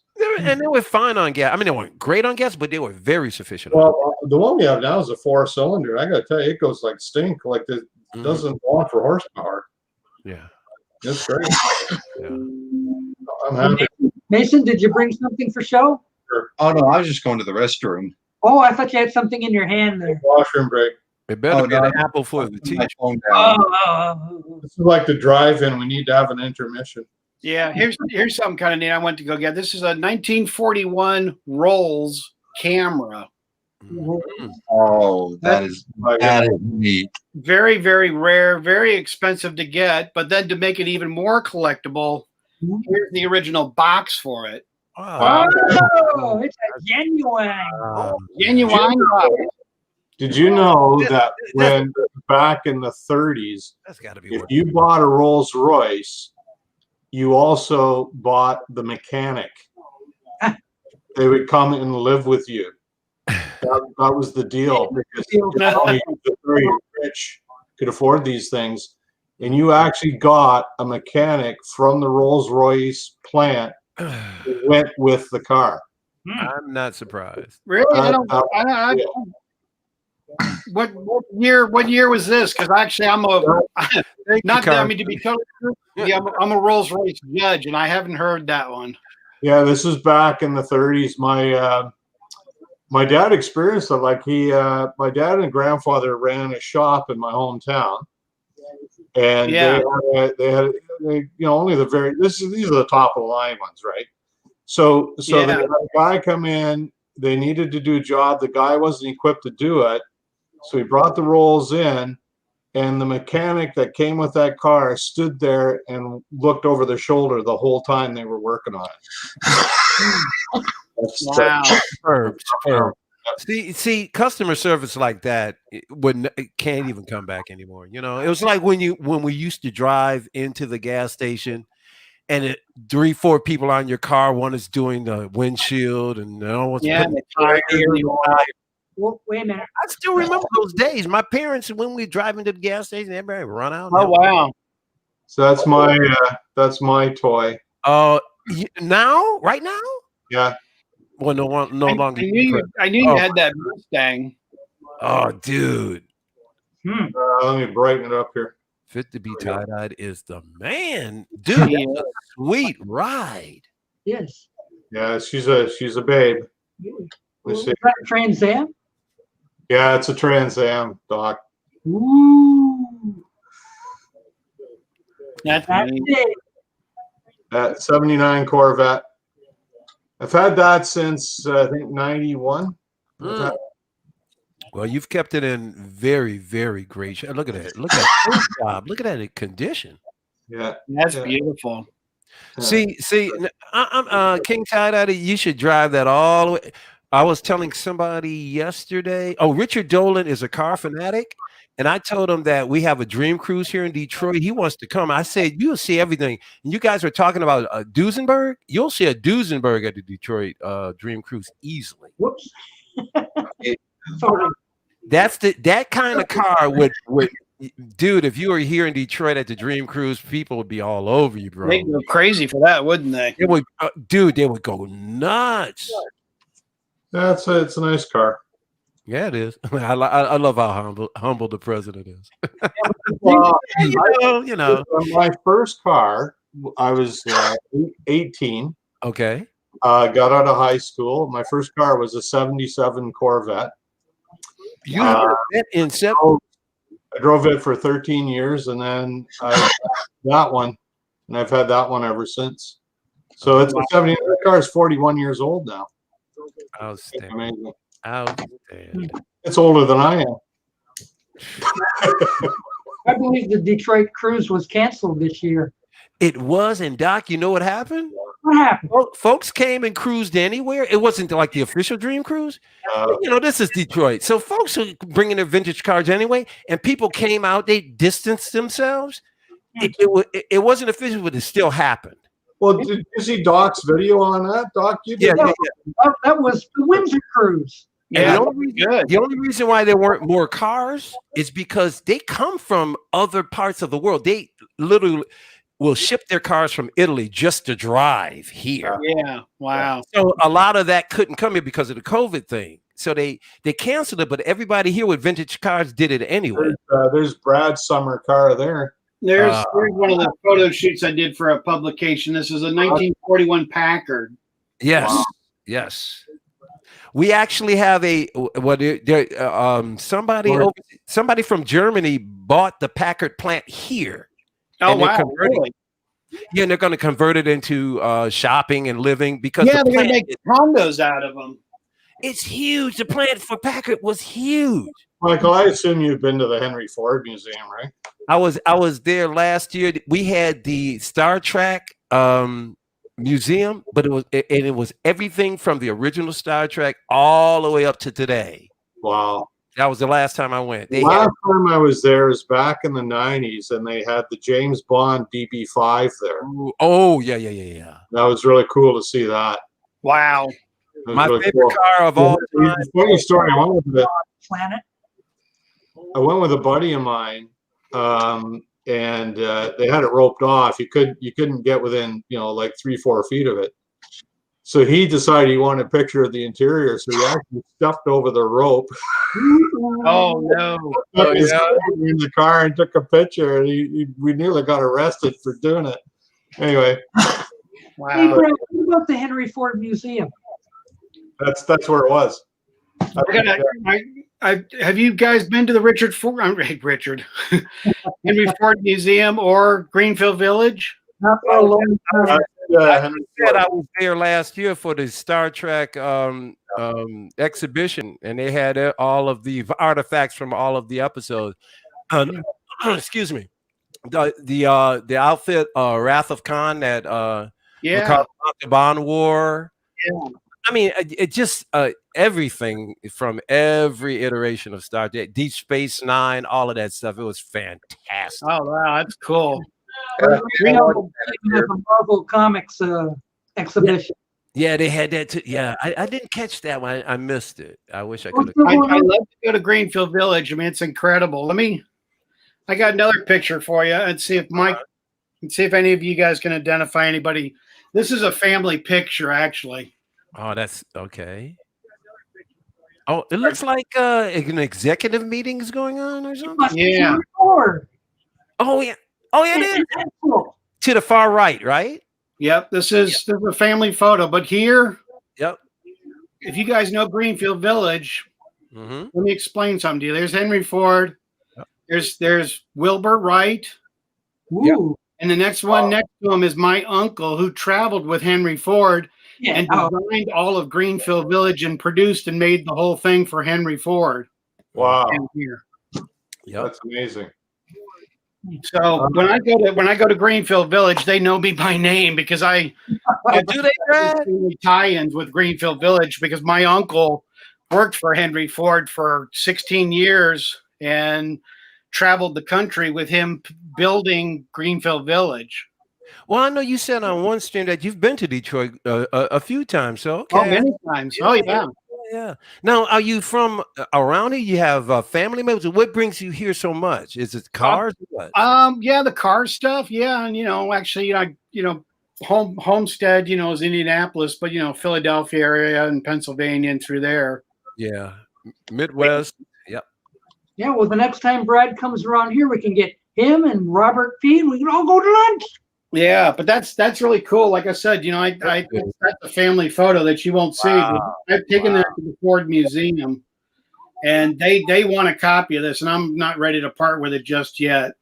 Oh, I know that's right. Okay, you said the Ford family wants it. Yes.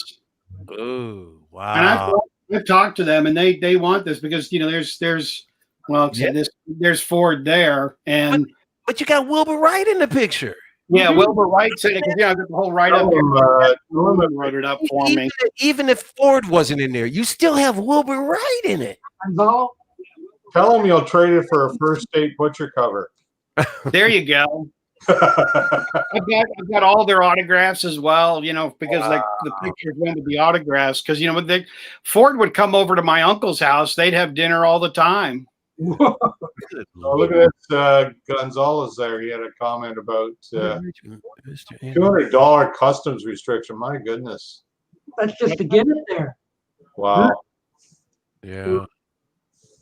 And Henry Ford's a lunatic, though. He really is, tell you the truth. Yeah. He fired my uncle every Friday, and Mrs. Ford would call him up on Monday morning, call my uncle up and rehire him.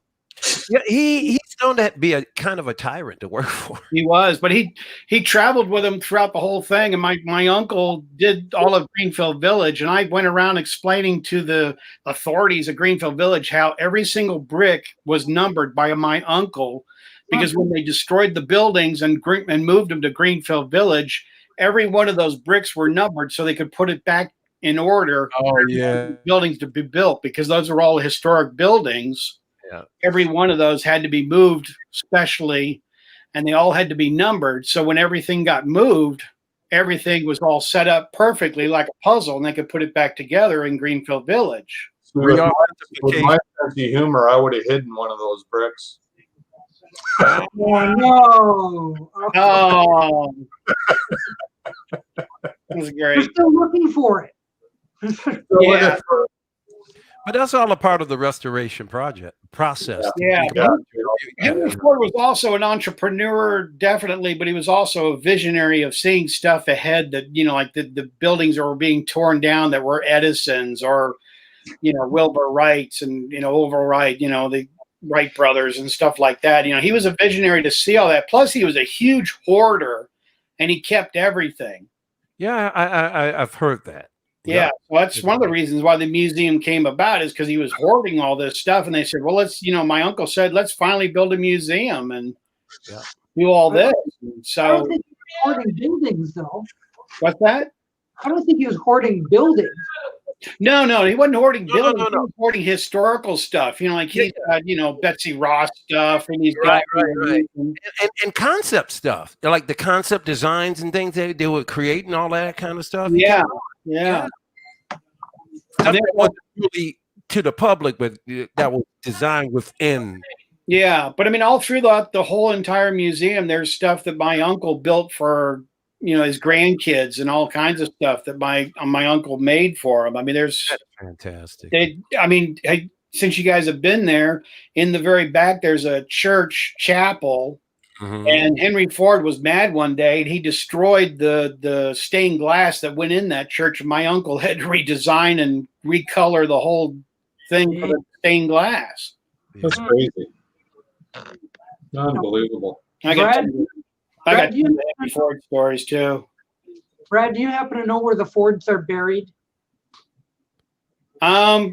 Yeah. Isn't it that graveyard on Woodward? That's what I'm thinking. It's the same place that Aretha Franklin's at. Yes, they had that particular graveyard or cemetery. Doc has some of the Dodge from Dodge, Maine. Dodge brothers and family. But Henry Ford was such an eccentric that he even said to my uncle, and to the rest of the family of my mom's family. My mom was there. He told my mom that he basically has 4 plots throughout Michigan that were all different areas because he didn't want people to know exactly where he was buried. So he'd say, he had 4 different plots that were all around, big mausoleum building, But he's not in the ground. He's in the mausoleum. That's what I'm saying. He has 4 mausoleums. Yeah. He didn't want to break into one. Right? He was like, there you go. Yeah, it was like the shell game. Like, which mausoleum? Yeah, it's like, where's Elvis buried this month? I heard they buried him in the trunk of a Lincoln. That was Jimmy Hoffa. Oh, yeah, it's Jimmy Hoffa. But see, at Woodlawn Cemetery in Detroit, where Aretha Franklin is, right across from there is a little plot of land with canes all around it and 3 big boxes, I guess, marble boxes, and the one has Ford on it. Oh yeah. And I saw that, and I said, I should go investigate. Oh, it's getting dark. I couldn't film anyway, so I left it. Never went back to see. Is it the Ford logo? No, it's like just Ford. You know how you put on a plaque, when somebody. Yeah, engraved. I got you, King Tide. That was fun. Okay, that was it. Yeah, the Ford logo on the mausoleum. That would be kind of cool. Rotating. Yeah, it would be. That'd be pretty wild. But no, we used to do all kinds of stuff with Ford family. My parents and I, when Firestone wasn't in their summer home, we used to vacation in their summer home at the beach with Firestone with their family. Yeah. They had good inner tubes for water for swimming, eh? Yeah. Use their tires for inner tubes, Oh man. But no, yeah. Thanks for letting me show you this one. Yeah. Thanks for letting me show you guys that. It's just kind of fun, It's kind of cool, really. Yeah. Oh yeah. Rachel's sending out the warning. I was going to say, what's Rachel saying? She's That we should keep an eye on Yeah. Analog Planet. But me? Oh no, somebody else. Okay, sorry. Well, there's a guy running around pretending to be Michael Fremer, the famous audiophile expert, the historian of. Oh yeah. Are you familiar with Michael Fremer? no. He's legendary when it comes to stereo equipment. Like that. Okay. So this guy shows stream when we're on all. He's the evil version of Michael Fremer. Michael Fremer is a very. You can go to his videos. He's got videos. He has 1,000 albums, but he can tell you everything about any turntable ever created in Switzerland. It doesn't matter where it is. Wow. Really nice guy. So this guy comes and he's, he likes to throw out knives and stuff every once in a while. Robert, he's not so sure it's the same guy. It might not be him. I've been watching Michael Fremer for a long time. I'm pretty sure. Says it's the editor-in-chief of Stereophile magazine. Yeah. Oh, wow. Michael Fremer is. But there's you got to watch out for Michael Fremer has his own channel. It's called Analog Planet. So this guy has been showing up with Analog Planet, and he pops up with a Michael Fremer avatar, and Michael Fremer's doing this. And he just puts in very Rachel says she's got it all figured out. Oh, right. It's Carson Tucker. That's right. Aha! Oh, you did. That's right. I meant to say that. Doc, did you know that was Carson Tucker? No. That's him. No. Carson. Oh. Yeah. And his father is Toilet Timmy. What a name. Wow. Rachel, Rachel, you're there. Anytime he's brought on screen, he has to show a toilet. Yeah. Rachel, he's shown his bathroom to Rachel stream like 3-4 times now. I'm sorry. And that's Carson Tucker's father, or at least that's what Carson Tucker says. So the last I heard of Carson Tucker's father was Tim Tucker. No. It's Carson Tucker, who is his normal persona. I thought it was Tanya Tucker. It's Carson Tucker. It's Carson Tucker. Wait a minute. Analog Planet, who is Carson Tucker being the evil Michael Fremer. And then there is Toilet Timmy, who Carson Tucker claims is his father, but we're thinking that Toilet Timmy might be his father. Might be his own father. Why would you claim somebody with a name like Toilet Timmy as your father? Yeah, really. I wouldn't want that one. Well, he got the name through Rachel's chat because I guess jointly everybody named him because he started showing his toilet bowl.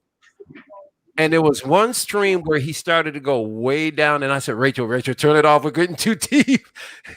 I mean, I didn't want to see anything. There's somebody with a lot of time on their hands. Oh, Tanya embroiled in any of the Tanya who?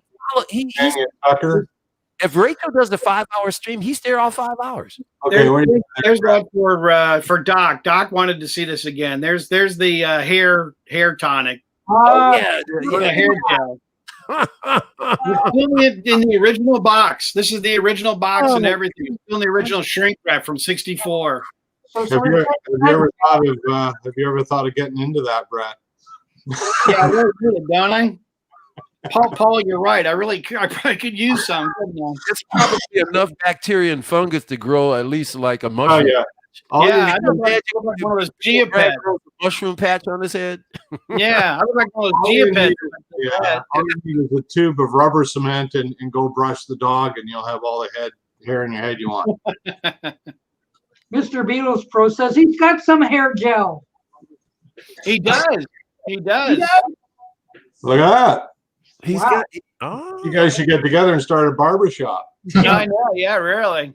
But yeah, Beatle Pro and I, we kind of go back and forth about showing different fun collectibles. But yeah. Oh, really? So he's a heavyweight too, huh? Yeah, he's kind of into it pretty heavy like I am. But yeah, that's still in the original shrink. I got a bad glare. I'm so sorry, everybody. But yeah, that's the original box and still in the original plastic. And there's one of the gels to kind of show you we be gelling. And what's the gel like? Is it still gel or is it like cement? It is. It's still gel, believe it or not. Gel. It goes good on McDonald's burgers. It's about as airtight as you're going to get it. That's probably why it's not disintegrating so fast. Right now, I put it in a picture, like a picture box to kind of preserve it and stuff to keep it. Yeah. Brad, you've got Rachel's Beatles tray. I do. I got Beatles tray for Rachel. Hey, I saw one of those in Edmonton. It was an original. You should have got it. Oh, no, for what you want. This is original. Beatles tray. I saw one the record shop I was in Edmonton. They had one of those. It was in good shape too, but gosh, they wanted quite a bit for it. So at least $3. Yeah, well, no, it was around 200, but I figured for $200 I could buy a lot of records. Yeah. Here's a new piece I just recently got. It's an advertisement for Ringo Starr and Skechers tennis shoes for Ringo Starr. Ringo Skechers. Wow. That's cool. See that? Skechers. What's that? Mine are just like Ringo's. Look at that. Look at that. Ringo Starr's shoe. I took it off his foot when he wasn't looking. It's such a bad. There's proof right there. You see, he's wearing them. Yeah, took it right off his shoe. Yeah. He's wearing in the picture, and there it is. He got it. Wow. That's Ringo's shoe. Ringo's shoes. Could you pull back a little bit unless you have odor eaters in there? It's smell-o-vision. It's called smell-o-vision. There you go. Good thing we know it. That's Ringo's shoe right there. Yeah, the shoe fit.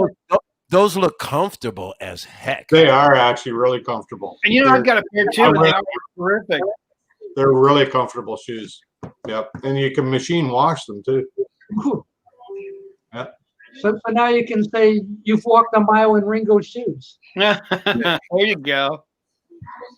Well, I don't know if that's something I want to brag about or not. Okay. Well, we've gone from records to shoes to cars to Right. everything. Yeah, we've covered all. By the way, I have two favorite cars of all time. I think I battle back and forth, but the Aston Martin from Goldfinger. Yeah, the DB5. Yep. And the if you want to talk about a futuristic car, my favorite car of all time is the 1938 Phantom Corsair. If you're go on your computer wherever you are, bring up a picture of that car. It will blow your mind. I've done a photo shoot of that car. A 1938 Phantom Corsair. Yes, sir. Tell them how bad that box. That thing is so far advanced that they were scared when that thing was built. I mean, that car is so far advanced that the body and the design of that is just. It's you electrifying. gotta sit there and look at it for hours. It's electrifying. It is. I want that car. If I had a chance to have any vintage car, I'll take that over anything. What's it called again? A 1930. You want the 1938 Phantom Corsair? It was designed by a millionaire playboy. Yeah. Look at that. Oh, there it is. There. Is that the sweetest car you've ever friggin' seen? Yeah. Drive. I don't want any. I want that car. That could be a Batmobile, that thing. Exactly. The guy that designed it, like I said, was a millionaire playboy, but Bruce Wayne. That's like the Tesla of its time. Was this a one-off? Yes. Yes. It is. It's a one-off, and the body of it was just a real radical body. This millionaire, like you were saying, he just had tons of money, so he basically wanted to build his own car to put General Motors and Ford and the rest of them out of business. So he came up with that radical car. Yeah, and the only reason why he couldn't mass produce them is because General Motors and all of them, they got together. They were always keeping these independent automobile designers out of the game. Yeah. Well, it's like Tucker wanted to put them all out of business too. Tucker came out with his car. Did you see the movie with Jeff Bridges, Tucker? Yeah. was a good movie, yeah. Fantastic. One Yeah. of my favorite films of all time. I've ridden in a couple Tuckers, and a couple of my friend of mine owns a Tucker. So yeah, those are tremendous cars. I saw, did you guys see the one with Matt Damon on the about Carol Shelby? Can't remember what it's called, but that was a really good movie. That too. was a good movie. Yeah, that was a really good movie. But back to that car you were showing, I got an exclusive for our magazine publication to be the only photographer who did a photo shoot of that car. If I could I want to see it in real life, man. The interior of that thing is it's space age. I mean, you feel like you're like one of the Jetsons or something, because it's it's the first so car crazy. The doors opened out. Right? Didn't it? If I remember, Beetle Brad, didn't the doors open out? Like what? They did. Yeah, they did. They had to change all that out. Yeah, it was so advanced. Where is that car, bro? Whereabouts is it? Well, that's in California now. Oh, I was it's probably in the Henry Ford Museum. No, this it was. We can go. Let's go. Last I heard of it, it was in the California Museum at who's the guy that owns that? So Beetle Brand, is there only one still in existence? I thought there might be maybe a 2 or 3. Yeah, there's only one. One, and they scrapped that. So that's when you see a car like, and they say it's a one-off. I mean, it's one off the assembly line. So that's built in the world of that car. There's a movie, and I think of it right now. That's the one. There was a movie that was made in 1938 that has it. Some fiberglass ones. Yeah, and that's a fiberglass one. That's not the real one. Probably a copy. They made a couple fiberglass cars of. I see. Okay, prototype. Yeah. Yeah. Wow. Well, they could have just taken like fiberglass molds or something like that. But then again, fiberglass wound up being. I mean, you might as well be driving cardboard.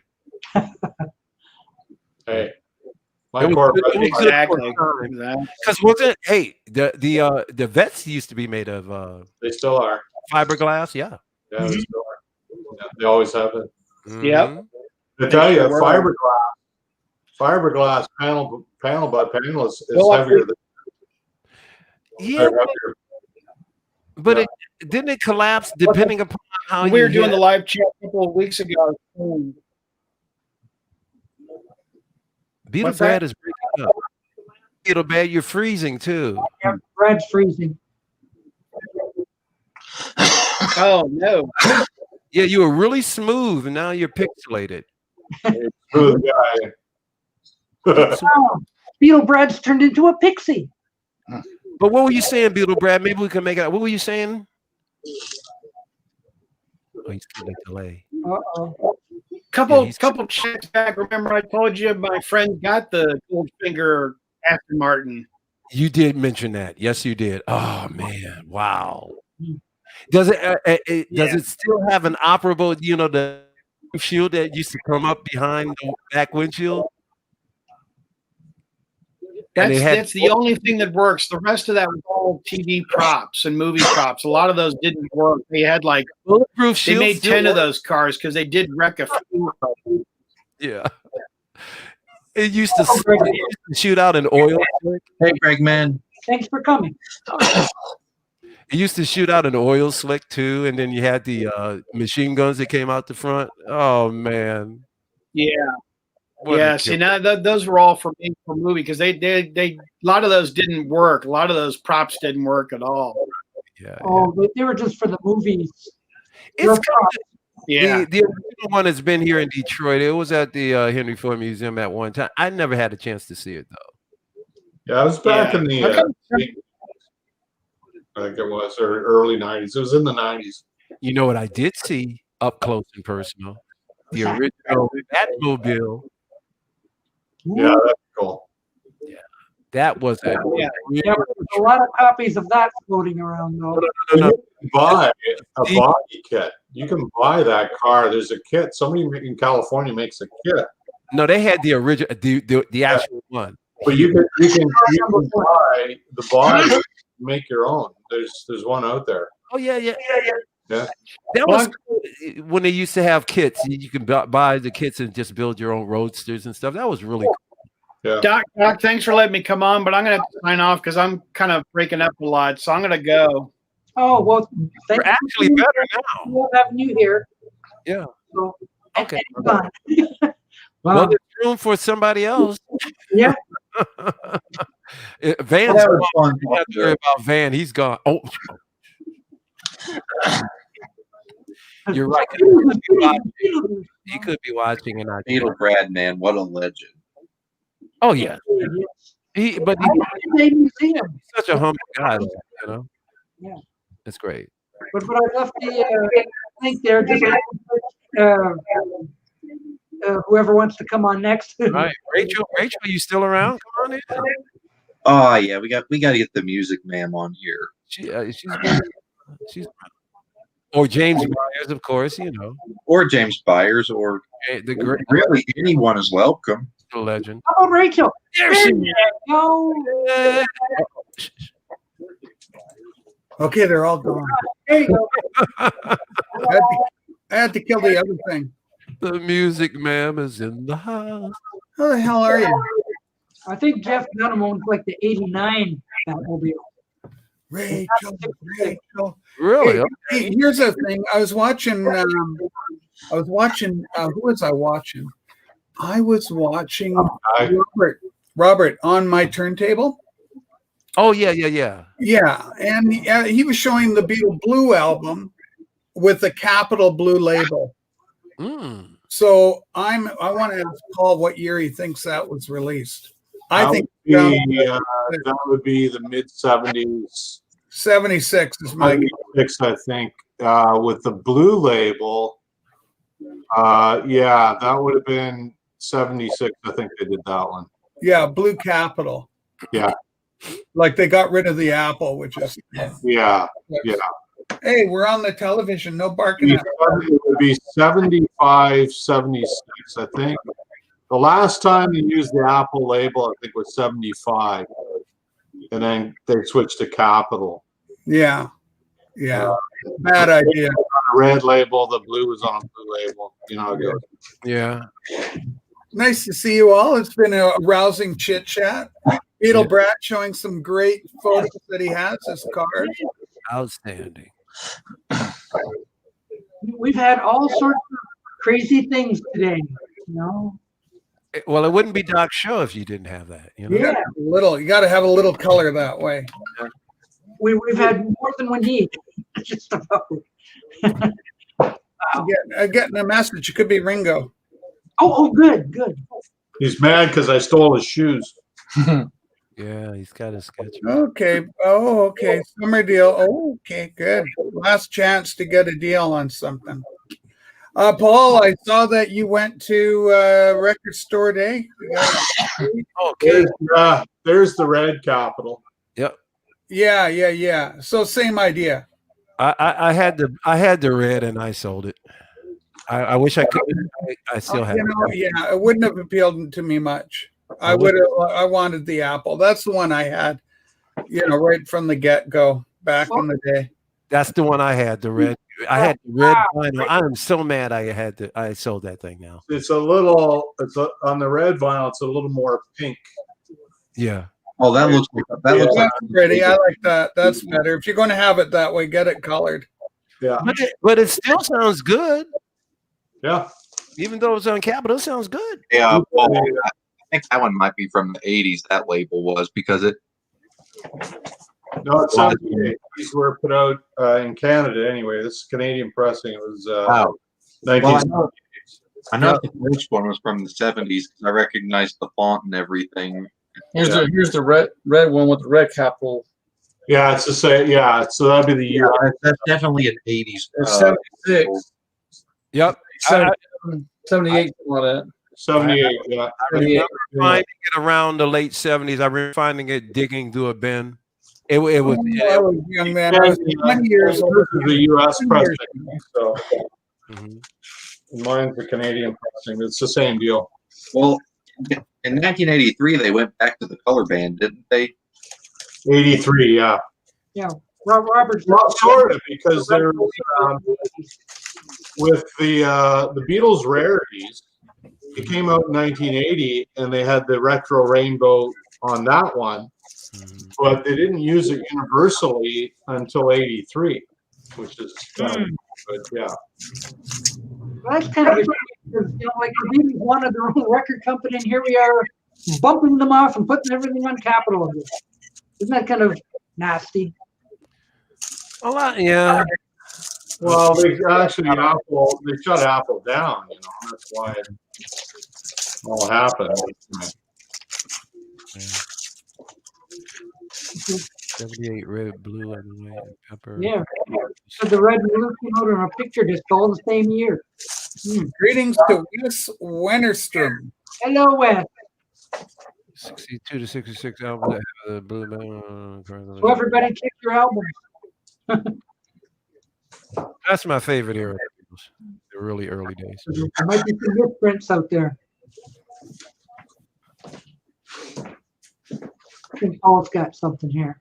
Yep. Odds and sods. He's got his new odds and sods.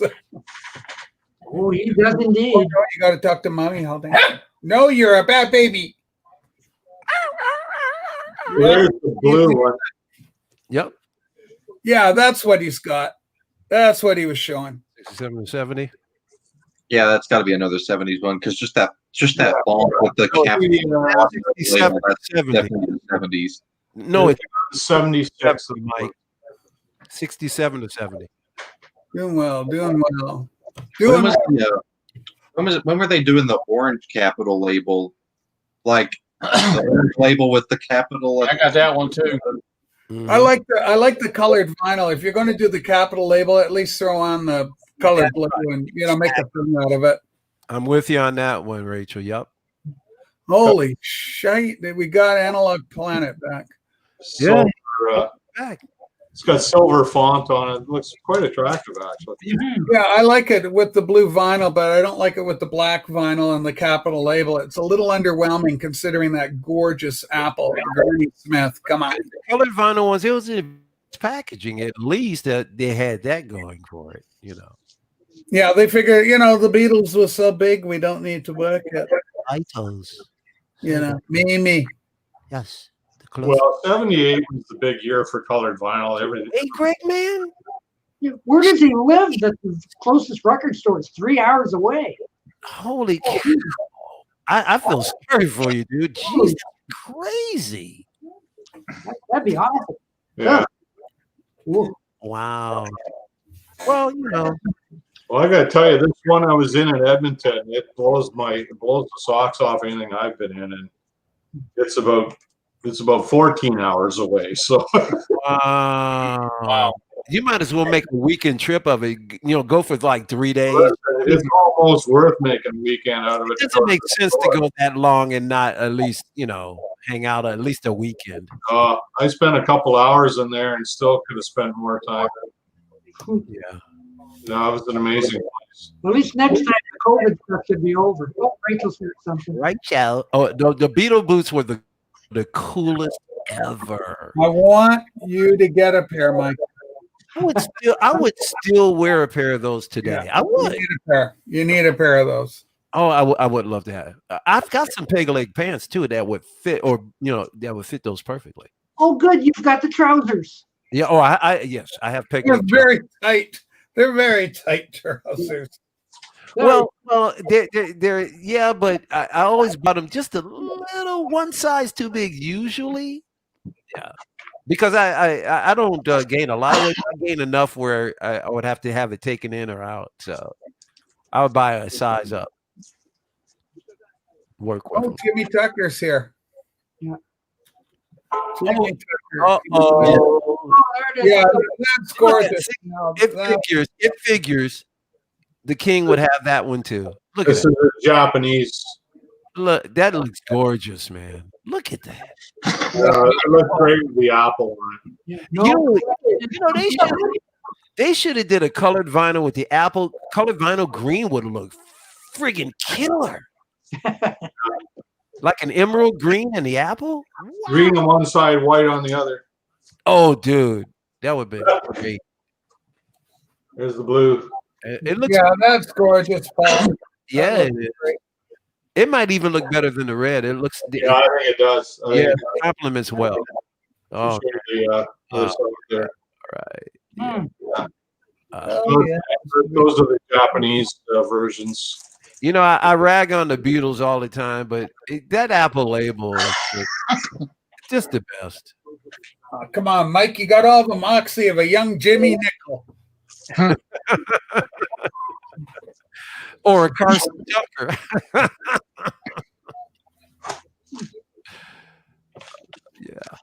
Well, you know, it's one thing, to want it on green vinyl, but if you wish hard enough, it'll become reality. You'll have one. Well, you know, listen, man, they're oversaturating the market with Beatles, everything else. They might as well, yes, they might as well do. They might as well do a rainbow friggin' one. It'll sell out. I'm like I said earlier, I'm just so sick of the Beatles right now. Yeah, it's just overkill. It is.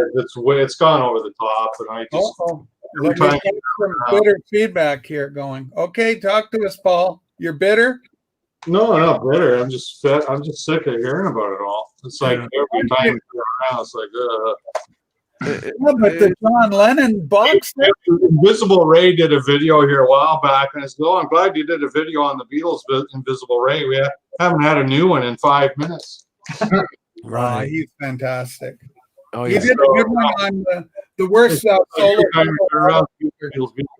I'm gonna introduce a new byline for my videos. Well, you'll hear it when I say it, but All right. it's not a put down. It's just like there's just other things we could talk about, you know. So Okay, Rolling Stones, will they be getting back together? what? Rolling Stones, will they be getting back together? They've never broken up. They're not I don't know. Tell that to Bill Wyman. Bill didn't quit. He retired. Yeah, he did. He retired. Yeah, Bill's. The other guys are still doing it. Yeah, Bill's fishing right now. What is it Rob Walker says? You know, nobody over 60 should be making music. Oh, I don't know about that. I hate that. I hate that. See, because I'm a musician, and most musicians, if they don't fall into health issues, we want to play till we die. We would like to die on stage. Yeah. It's our passion. It's the only thing that keeps us alive. Well, it's Tiny Tim's story, kind of. Well, we know about Tiny Tim. But these guys, now that they're older, they're far better musicians than they used to be. And I mean, I love when people die with their passion. So even if you got so old that I didn't follow you anymore, I want you to play and play as long as it makes you happy. Well, take the Stones as an example, right? They just issued this song called Ghost Town. Yeah. Amazing song. It's a great song. It's one of the best songs to come out this year. I'm as much as I love the Stones, I for whatever reason, I'm not that crazy about it. Paul, are they going to produce a whole album of new songs? Well, they got one in the can, apparently. I want a new album. I want a new album. When they did Blue and Lonesome, yeah, they were working on another album, and they just kind of got sidetracked onto that. And they apparently have a whole other album in the can. They just haven't released it yet. I'm waiting. You heard it here first. I'm waiting. I didn't hear it here. That's what they say. You know, I've heard that on YouTube. Right. So, and then we have to realize we're in different conditions now. You know, artists can't readily be in the same space at the same time, and just this stuff. That's why we didn't get all these Beatle releases that we were supposed to get for 50th anniversaries, is because of this COVID thing. Yeah. You know, we're supposed to get Let It Be. We're supposed to get a George Harrison All Things Must Pass. Now that I would be up for. We were supposed to get a Plastic Ono Band 50th anniversary release. None of that as well. So we ended up with a single, Instant Karma. No, we ended up with another Greatest Hits John Lennon album, which the world sorrowfully needs. We've been just like, yeah, for it. Yeah. It's called Leninized. Oh. At least we got flaming poop.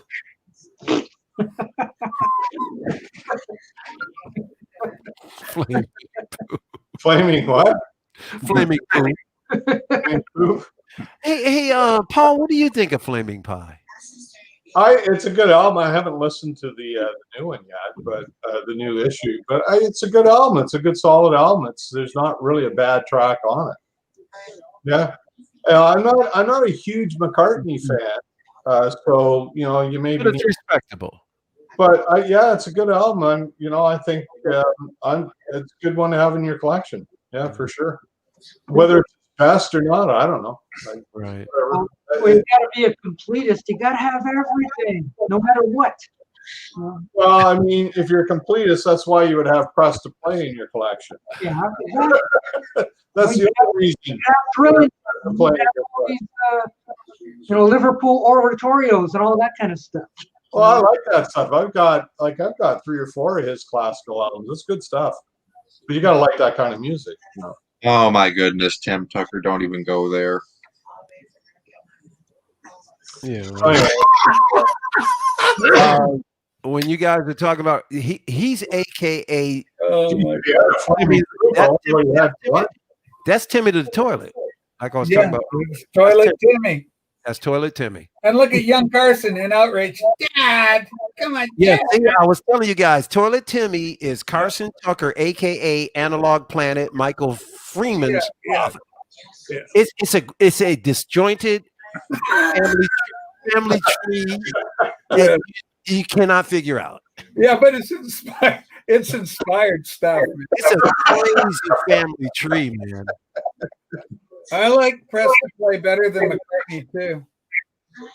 I like anything. Well. Yeah, I wasn't a big fan of McCartney too either. That whole '80s period was like.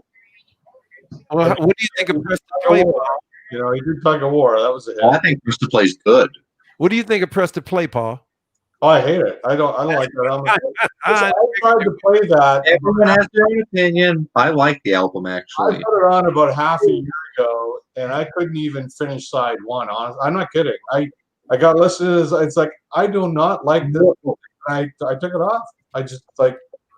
Well, Paul, with the exception of Pretty Little Head, side 2 is a bundle of joy because Move Over Busker, Angry, both really, really great rockers on that album. That's not on Press to Play, is it? Move Over Busker? I thought it was on the it's on Press to Play. Oh, okay. Well, I mean, I have it. I couldn't. I was thinking. I don't know what I'm thinking. Like Paul says, it's like there's probably other bands to talk about that are probably more relevant and interesting. I just I'll tell you, Press to Play stopped me from buying any more Paul McCartney. I know you told me it turned you. That's one I bought until I bought new. I remember that. You said you were so pissed off. I played. Well, it wasn't just that. We had McCartney 2, which I didn't like. I liked Tug of War. Then we got Pipes of Crap. Yeah, I agree on that. Then we got Give My Regards to Broad Street, which was crap as well. Press to Play, and that was like 4 out of 5 turkeys, in my opinion. Like no, and that's But in my opinion, those were 4 out of 5 turkeys, and that did it for me. Yeah. But at the same time, you had Ringo putting out albums in a drunken stupor, so I got turned off by him. Okay. John was gone. George wasn't doing anything. So that whole period, like to me, was like, okay, I'm done with the Beatles at that point. Well, Gone was a weak album. Wasn't George sick around then? Just like he did Gone Troppo, which was another turkey. Yeah. And he didn't do anything until '87 when he came out with Cloud 9. Yeah, the last album McCartney I ever bought was Tug of War, which was good. And even that, they're pushing a little bit with Ebony and Ivory, but nonetheless. And then what happened then? Well, Back to the Egg, I missed out. And my buddy did try and kind of bring me back in a bit. He said, you got to get, Back to the Egg, it's good. And I went, I don't know. By this time, I think I was starting to see Say across Much Music. And that was putting the kibosh on my patience with McQuigley pretty quick. Yeah. That was We gotta go, guys.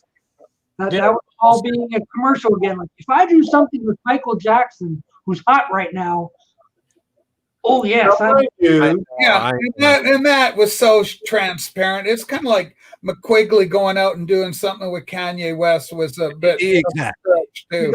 After Press to Play, he started doing good stuff again because he came out with Flowers in the Dirt, Off the Ground. Like I like those. Those are good albums. Yeah, Costello helped. Well, Off the Ground's one of my. It's in my top favorite McCartney I album. think it's a really good album. Yeah, I like it. As well as Flowers in the Dirt. If Elvis Costello had anything to do with the production, that is why they're so good. Well, he went.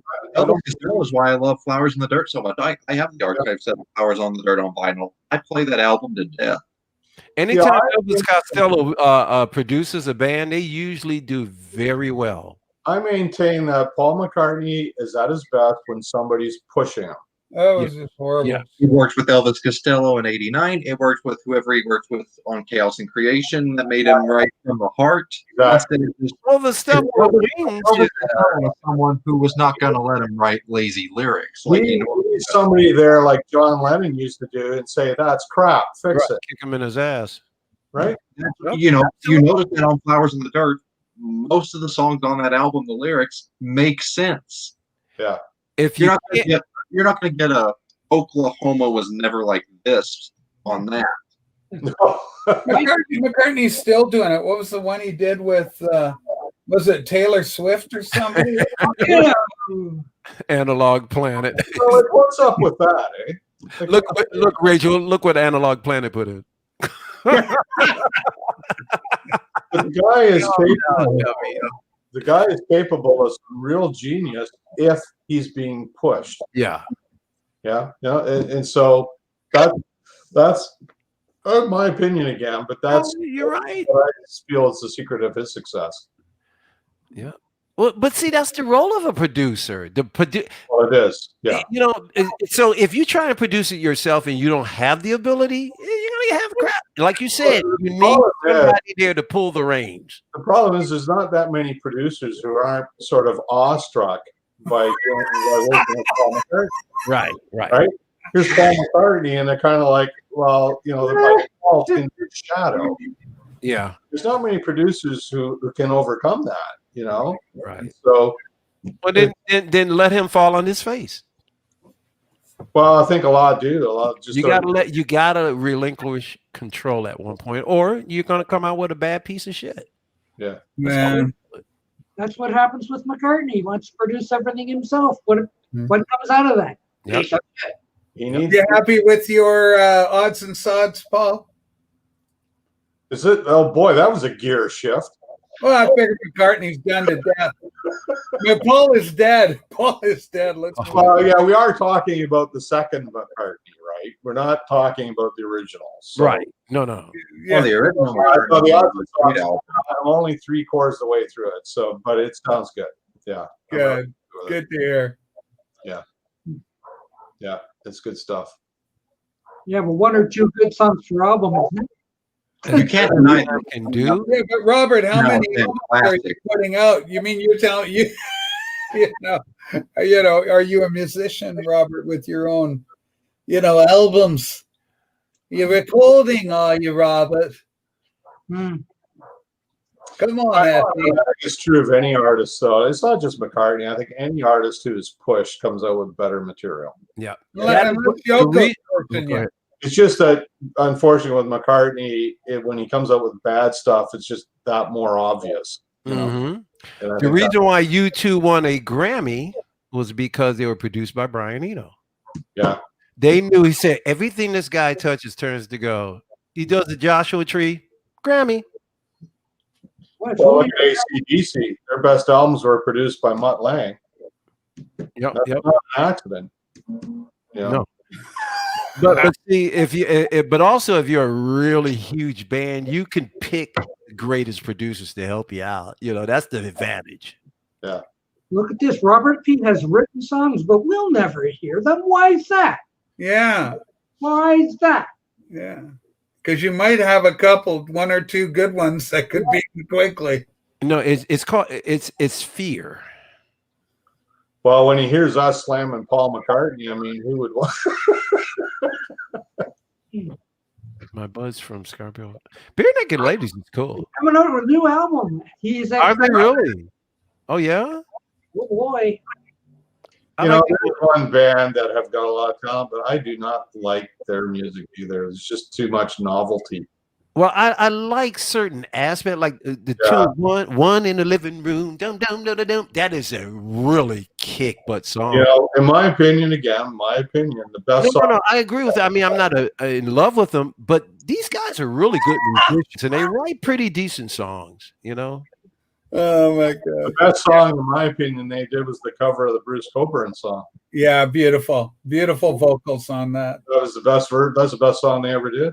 Well, that's what broke them. But the one I like, I don't know. I got their. I like one. That's my favorite. They did a few good ones. There's a few. What group are we talking about here? I zoned out. We're talking. Bare Naked Ladies. They're out of Canada. They have the. You got to say it out. I like them, and they have. I tell you this though, when they were hot for a nice little while. Oh, they were popular. No They question. were really super. Okay, I like Call and Answer. That's a beautiful song. And if you call, I will answer. And Name all the songs on there. what have we got? At the Old Apartment. That's a good one.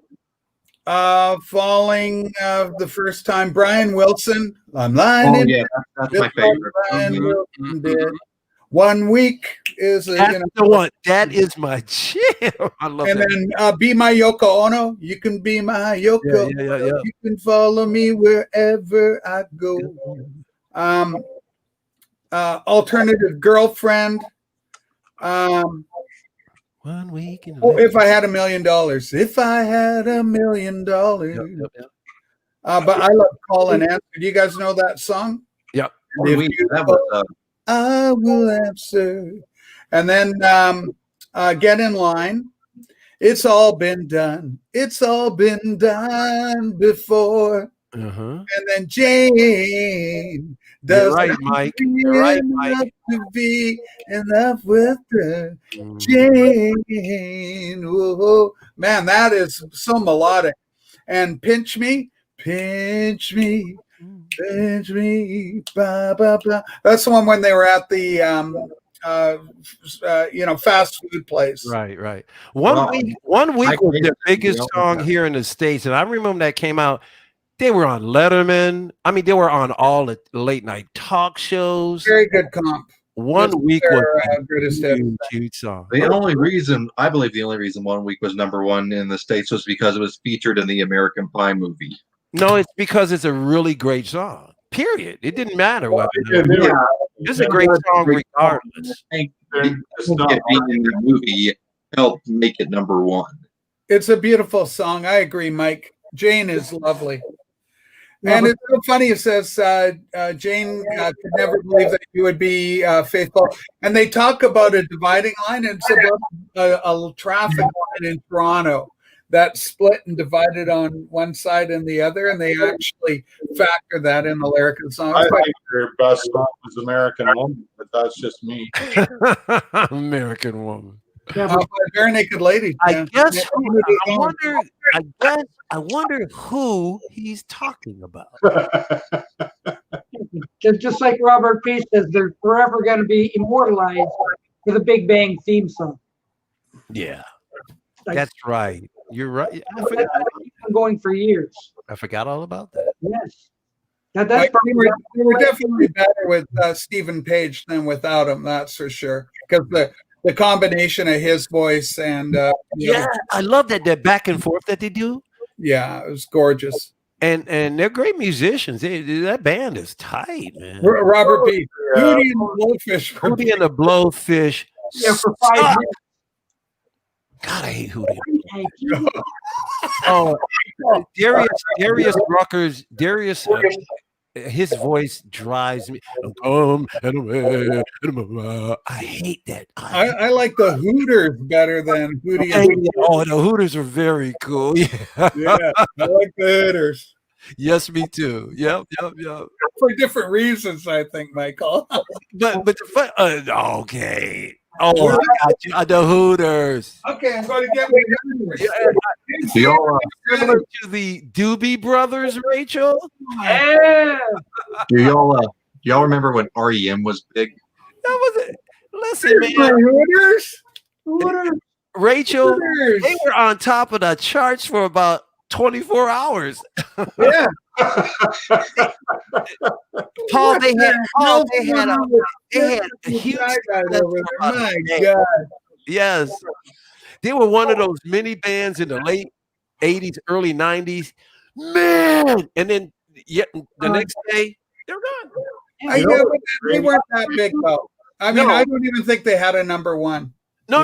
What, And Rachel, pull out that album. Read the back. What songs are on there? There was one song by them that was All You Zombies. no.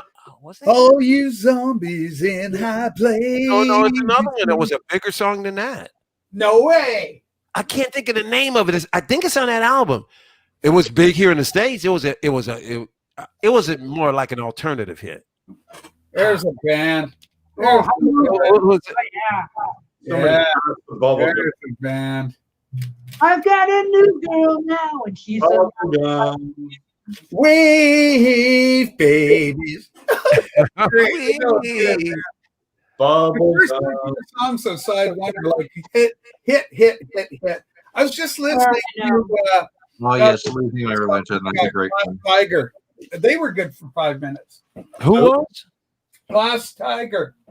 Oh yes, I mean, Aren't they the one that did "Don't Forget Me When I'm Gone"? Ooh, my heart will break. Yeah. I hated They that song, had but it was big. It was super big. Brian Adams. That was the big hair period too. Everybody was wearing big poofy hair. Girl's favorite song. What? Let me tell you something. Fine Young Cannibals, Yeah. outstanding. I like their cover of Suspicious Hey, Minds. thank you. I was good. That was really good. Yeah. Kind of, you beat me to it. Yeah. I saw Fine Young Cannibals live. Oh, they were just They great. would have been really good, really stylish, you know. Oh man, it was so cool. And they had a good look about them. Well, what I liked about Roland Gift, he kind of reminds you of like the 50s, 60s, like a Sam Cooke or Jack. Yeah, it's totally who he channeled. Hardly anybody knows about that. Who Fine Young Cannibals? Outstanding band called the Boomers. Oh, I remember them. Yes, I didn't listen to them a lot. Ian Thomas, it was a band he formed after his solo career. And they do some amazing work. They're a really good, tight band. They never really broke out, you know. Exactly. I heard of it. I don't remember what they did.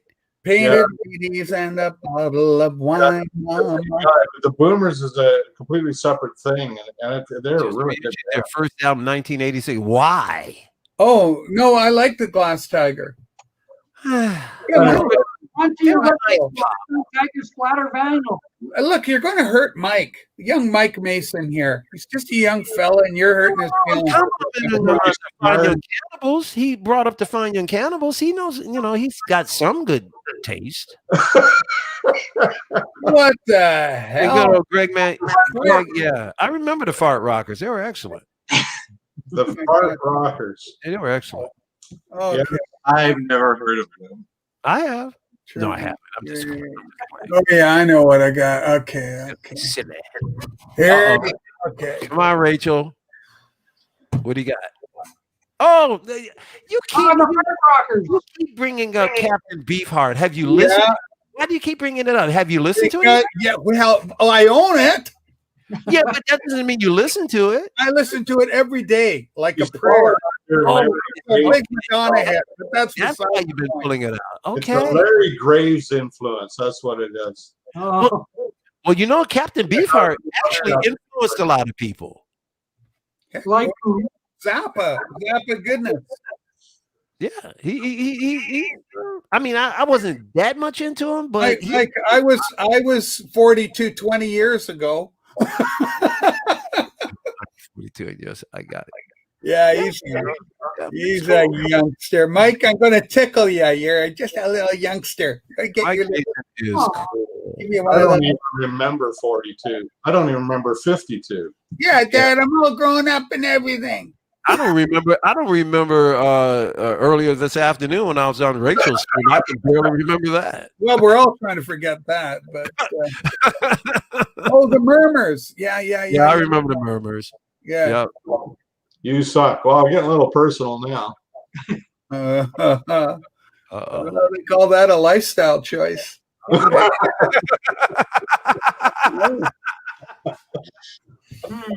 Oh my God. There goes the PG rating. Too bad Van on Wheels wasn't here. Yes, he was. You missed him. Van on. This is where we need Invisible Ray to come in. Yeah. Oh, hey, we had him on the chat the other Tell him, day. Rachel. Yeah, we had Invisible Ray come in. Unfortunately, Richie Dolan went out as soon as it's like a revolving door. So that was a bit disappointing. But he was extremely well behaved. Oh, look, it's Paul. Small Stanley. Oh, no, I missed it in here. All right. You know who that is, right? Look at the avatar. He always you know who that is, right, Rachel? Pardon me? You know who that is, right? Yeah, it's Carson. It's our little guy. Analog. Yep. Same guy. And so he's taking on a new performance. Yeah. Paul Stanley. Well, let's interview Stanley. So, Paul, what happened? What went down between you and Gene? Was there any conflict ever between the two of you guys? And who was really better, Eric Carr or Peter Criss? Strap in, everyone. Deep into the Yes or in the Kiss library. Well, the original four is the only Kiss. Loverboy. I got Loverboy's greatest here. My buddy partied with Loverboy. Streetheart, I saw their drummer. No, it was the drummer from the Headpins, lead guitar player from Streetheart, and some other guy, the most powerful power trio I ever saw.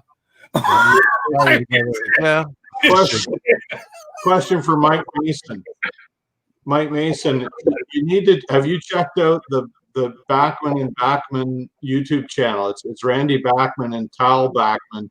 They're doing these videos of just playing different songs and stuff. It's really quite cool, the two of them. I love Bachman Turner Overdrive. All right, check that out. Well, Paul, how do I find it?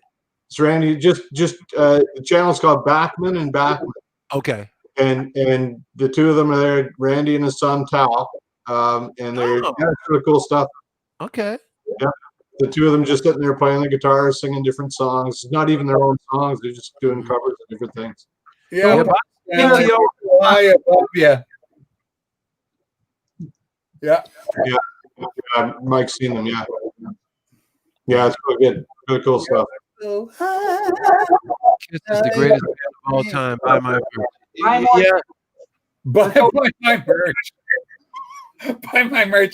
Hey, that's one thing about Kiss. They always were really marketing. Well, where's the button? There we go. Ooh.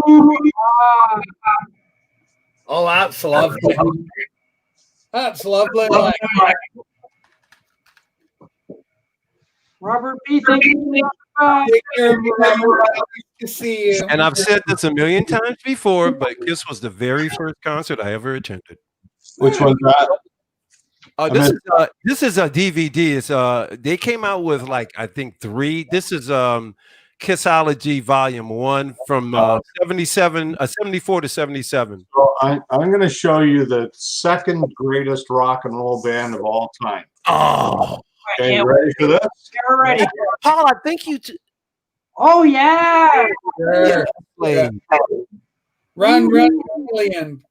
You know, there's another great band called Slade. Only it's SLADE. And they're awesome. These guys are really quite amazing. I really Naughty Wood and it's on that great label, Paul, Polydor. Man, Polydor Records. Yeah, Polydor came out with and the great and those guys. I love Chameleon in the sun. Run, chameleon. Lying there in the sun. All things are everywhere. Run away. And now come on, feel the noise, of course. Yeah. Come on, feel the noise. They did, of course, before Quiet Riot took it on. We're all crazy now. Yeah.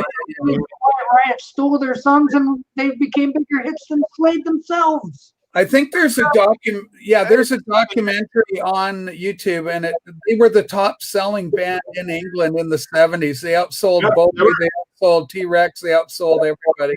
They were the number one band in England through most of the 70s. Yeah. They owned the decade. Yeah, they really did. They beat the Sweet, they crushed the Sweet. Yeah, more than Stones, more than the Beatles. Like they were amazing. And the Beatles weren't in, we retired by then, you see, Bull. Yeah, and you know what the sad part is? When Bon Scott and DC they approached Noddy Holder to replace him, and he refused. Yeah. Oh yeah. So, I'd rather have Noddy in AC/DC than what's his name? That guy. Brian Johnson. Thank you. Okay. But yeah, my distant cousin is Brian Johnson's manager. Oh, but he also managed John.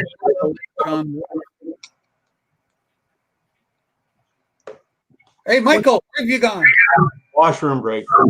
He's in the he's putting on the pounds. When he comes back, you'll notice he's getting a few. Look, he's let himself go. You guys are crazy. Anyhow, I think I'm going to sign off. What was that? I think I'm going to sign off. Oh, you're excellent. I know. Excellency. Yeah. Get over it. What are your subjects going to do without you? What you usually do. Whack we up. just run around aimlessly. That's what happens. Usually. Well, burning right here. So, yeah. Good seeing you, Paul. Good chatting with you guys. Thanks for hosting, Doc. Well, you're welcome, and you're welcome back anytime. Of course. Okay. Okay, enjoy your odds and sods, and yeah, we got to go to Edmonton next weekend again. So. Oh, you won't be around? North of Edmonton. Yeah, it's for Andrea's folks who go through rough times. So okay. Anyway, we got stuff we got to do, and well, bon voyage. Yeah. Have a safe trip, Your Excellency. Yeah. Well, we'll do the best we can. Yeah. Okay. Take care, guys. Stay right out. Bye-bye. And he's gone. So, Flaming Pie. All right, now we can Flaming poop. Flaming poop. Oh my god. Flaming poop. I don't know. I'm sure you expressed it before, but how do you feel about Press to Play? Oh, I don't like any of them. No. Okay. No, I'm not a fan. He was good. Like when McCartney's on and good, it's good. But what's anything memorable that I like? The most memorable that I don't like was Say. Say. Like, okay, it's got melody. I remember it, and I don't like it. It's garbage. It's garbage. Total garbage. And he did two Mike mention he did that one and one other one, and I didn't like either one. Yeah. Well, that's the thing in the story. After he expanded wings on his own, everything in the 80s was just kind of. Well, the other one was The Girl Is Mine. Wasn't The Girl Is Mine the other one that they did together? The Girl Is Mine, yeah. Mine. Horrible pop song too. Yeah, horrible. Just horrible stuff. Uninspired. But they were both of them were so big. It didn't matter what they wrote. Everybody was going to buy it. It was going to be major, even though it was crap. Like the old days, you could hear one song and right away you'd know that it was good. You'd have kind of the tune memorized, right? Because the hook was right there. Maybe I'm amazed at the way you love me all the time. Mm-hmm. It's so melodic. You just go. Oh my gosh! Ted, oh, he's changing. He must have like 5 or 6 YouTube channels at this point. He's got many personalities or something. Yeah. nobody makes Rachel laugh harder than him. I mean, the thing I love about it is like there are times it'll be like 7 people on the screen at the same time. 6 people are talking over each other. Rachel's up in the corner reading Analog Planet, and she's crying, and she has to take off her glasses like that. Yeah, exactly. And sometimes I'll just sit back and I'll watch her in the corner crack up. Okay, why is that funny to me? There's a style of humor. There is something about him that just gets to you. Look, see what I'm saying? She's a huge fan. Look at her. She can't. You know what? There is a type of humor where it's like where you take somebody and they're so pompous, or they aren't. Like I'll tell you, okay, I'm going to do one. I'll tell you about the switcheroo. So Will Ferrell. Will Ferrell's on Saturday Night Live and he's doing Neil Young. And so they turn nice Neil Young into the most crude and lewd asshole you can ever imagine. So Neil Young's going, "Oh, they're coming to America." And then his keyboard, he's got a black keyboard player, right? Yeah. Yeah, it's Neil Diamond. Not Neil Young, Neil Diamond. So then Neil Diamond, yeah. Keyboard, it's Tim Meadows playing his keyboard player. And then Neil starts talking. He goes, "People don't know, but I wrote Coming to America because of my deep-rooted hatred towards all black people." And Tim Meadows, "Oh, come on, man." "Come on, Neil." And he goes, it was Neil Young or Neil Diamond storyteller. So he goes, "I got a story to tell you." He goes, "We were out in the back of the alley. We were loading the van, and there was a young kid. And I guess I wasn't noticing, and I killed this kid." "Oh, come on, Neil, you aren't going to tell that one, are you? Hang on, quit. This is my show." And he goes, "Yeah, so we killed the kid, and we had to bury the body. We had to hide the body." Yeah. And then so they turned him into a racist. He's a murderer. He's doing so much drugs, and they just destroyed the guy. So when the evil Neil Diamond, yeah. Yeah, so when little Buddy Boy comes here, little Carson, Boy Genius comes on, like it's first of all, he gets a picture, the avatar cracks me up. So he gets the most unflattering avatar, and then he just this character assassinates them. So Fremner, and of course the thing with Fremner is because he is an actual audiophile. Okay. He thinks that an audiophile might say. So he goes, this stream is worse. He goes, "I got cables to my speakers that are bigger than your car." Well, let me ask you something, Rachel. When was the last time a 14-year-old had that kind of humor that sparks you off? I mean, that's brilliant. When you think about that, that's pretty brilliant. It is brilliant. That's brilliant. That's talent. It is talent. He's smart, but it's the same way as that young Agate String, how he writes, and that kid's a genius too. I watch his prose, and it's absolutely. For people that don't know, I do a stream similar to what Doug does. It's even worse, but I had this young guy from Toronto come in named Agate String 1018 or so. And like they're just this young guy, and so he starts writing comments, and he goes like, "CDs are I can't even emulate it. It's so prosaic. Right. Yes. It's so beautiful and so articulate and so humorous. There's humor in there too. It's masterful. He could write a book. I would buy the book and read it. Very similar to John Lennon's In His Own Right and A Spaniard in the Works. It's similar in vein to that. So I just Paul McCartney. I've killed a few people, you know. Yeah. There you go. Hey, Captain Spaulding, get up here, man. He's back in the Yeah, speaking of him, Spaulding. I just opened my phone and look what I found. He's planning a live stream for later tonight, and read what it says. Higher than no. Yeah, he's not kidding about his taglines. He doesn't. He's really building his channel. He's going to have a porn channel. Oh, he'll have 1,000 subscribers by tomorrow night. He'll be looking for sexual gratification. Hey, Captain Spaulding, come on up here and you can push yourself to other people that don't know you. Yeah. Well, This is a good opportunity. Doc, you aren't going anywhere. As far as the people on screen goes, the only person he hasn't met yet is Doc. Yeah, and well, no, I better not shout this other person out, but man, I wouldn't mind to see, who else pop. Paul McCartney official. Paul McCartney is my idol. I thought he was Paul McCartney.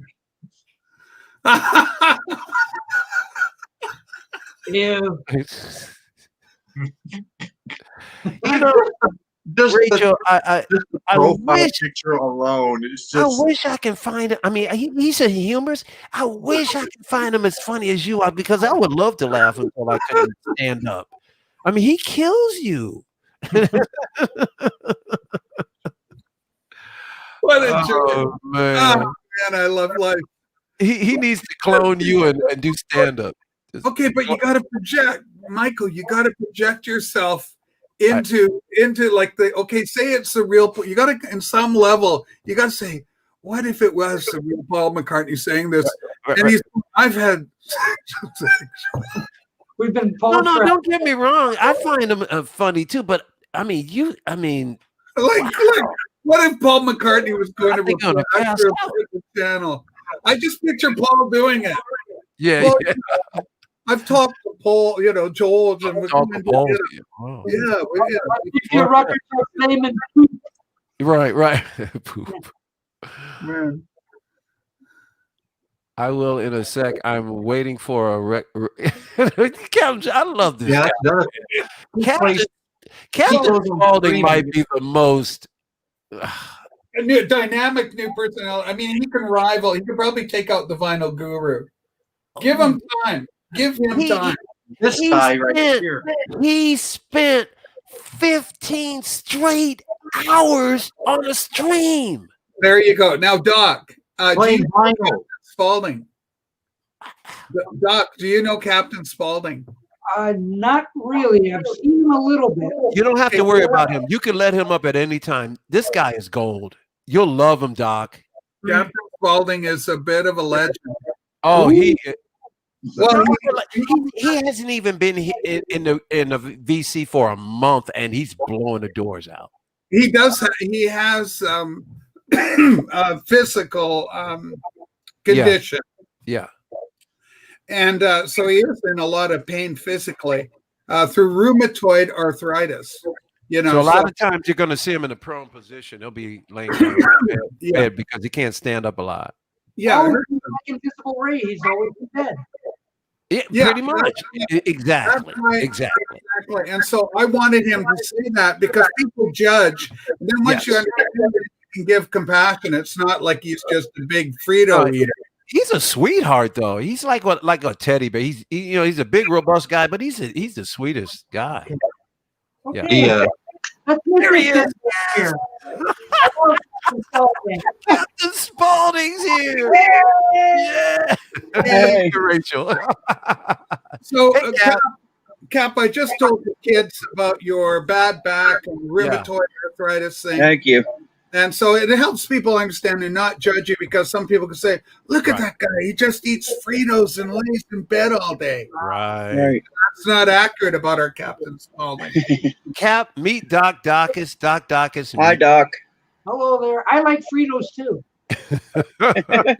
If you want, you can move Mason down with me. You click on Captain and drag him up, and you can be right next to you. Yeah. Michael, yeah. Live stream tonight after this ends is going to be I'm higher than giraffe pussy. Yeah, we were just looking at that. Perfect, man. You're going to get another 1,000 subscribers with a tagline like that. Are you gonna do StreamYard? I do StreamYards. Cap, the only reason, if you do them earlier in the day, I'll join, whenever I get a chance. But unfortunately, when I spend 5 hours with Doc and 10 hours with Rachel, I can't go too much further. I understand. I'm better in the daytime than I am at night because I have other things that I have to try and you have less in the tank. Yeah. Mason, I got to wait for a couple of days until I get the money to pay for StreamYards. I think I ran out all of my time yesterday. And Cap, you're also involved with Charles Manson. You're a Mansonologist. Yeah, Doc. He collects Charles Manson. Yeah, look careful. Yeah. I do. Go ahead, Captain. Tell Doc Mainly because I like him as an artist. If you listen to his music is awesome. Yeah.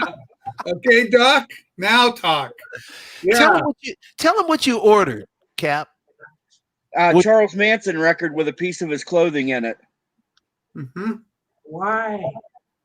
Tell him how much I like his music. Tell him how much it cost. Yeah. $30. Pretty cheap. $30. That means that a whole lot of people buying it.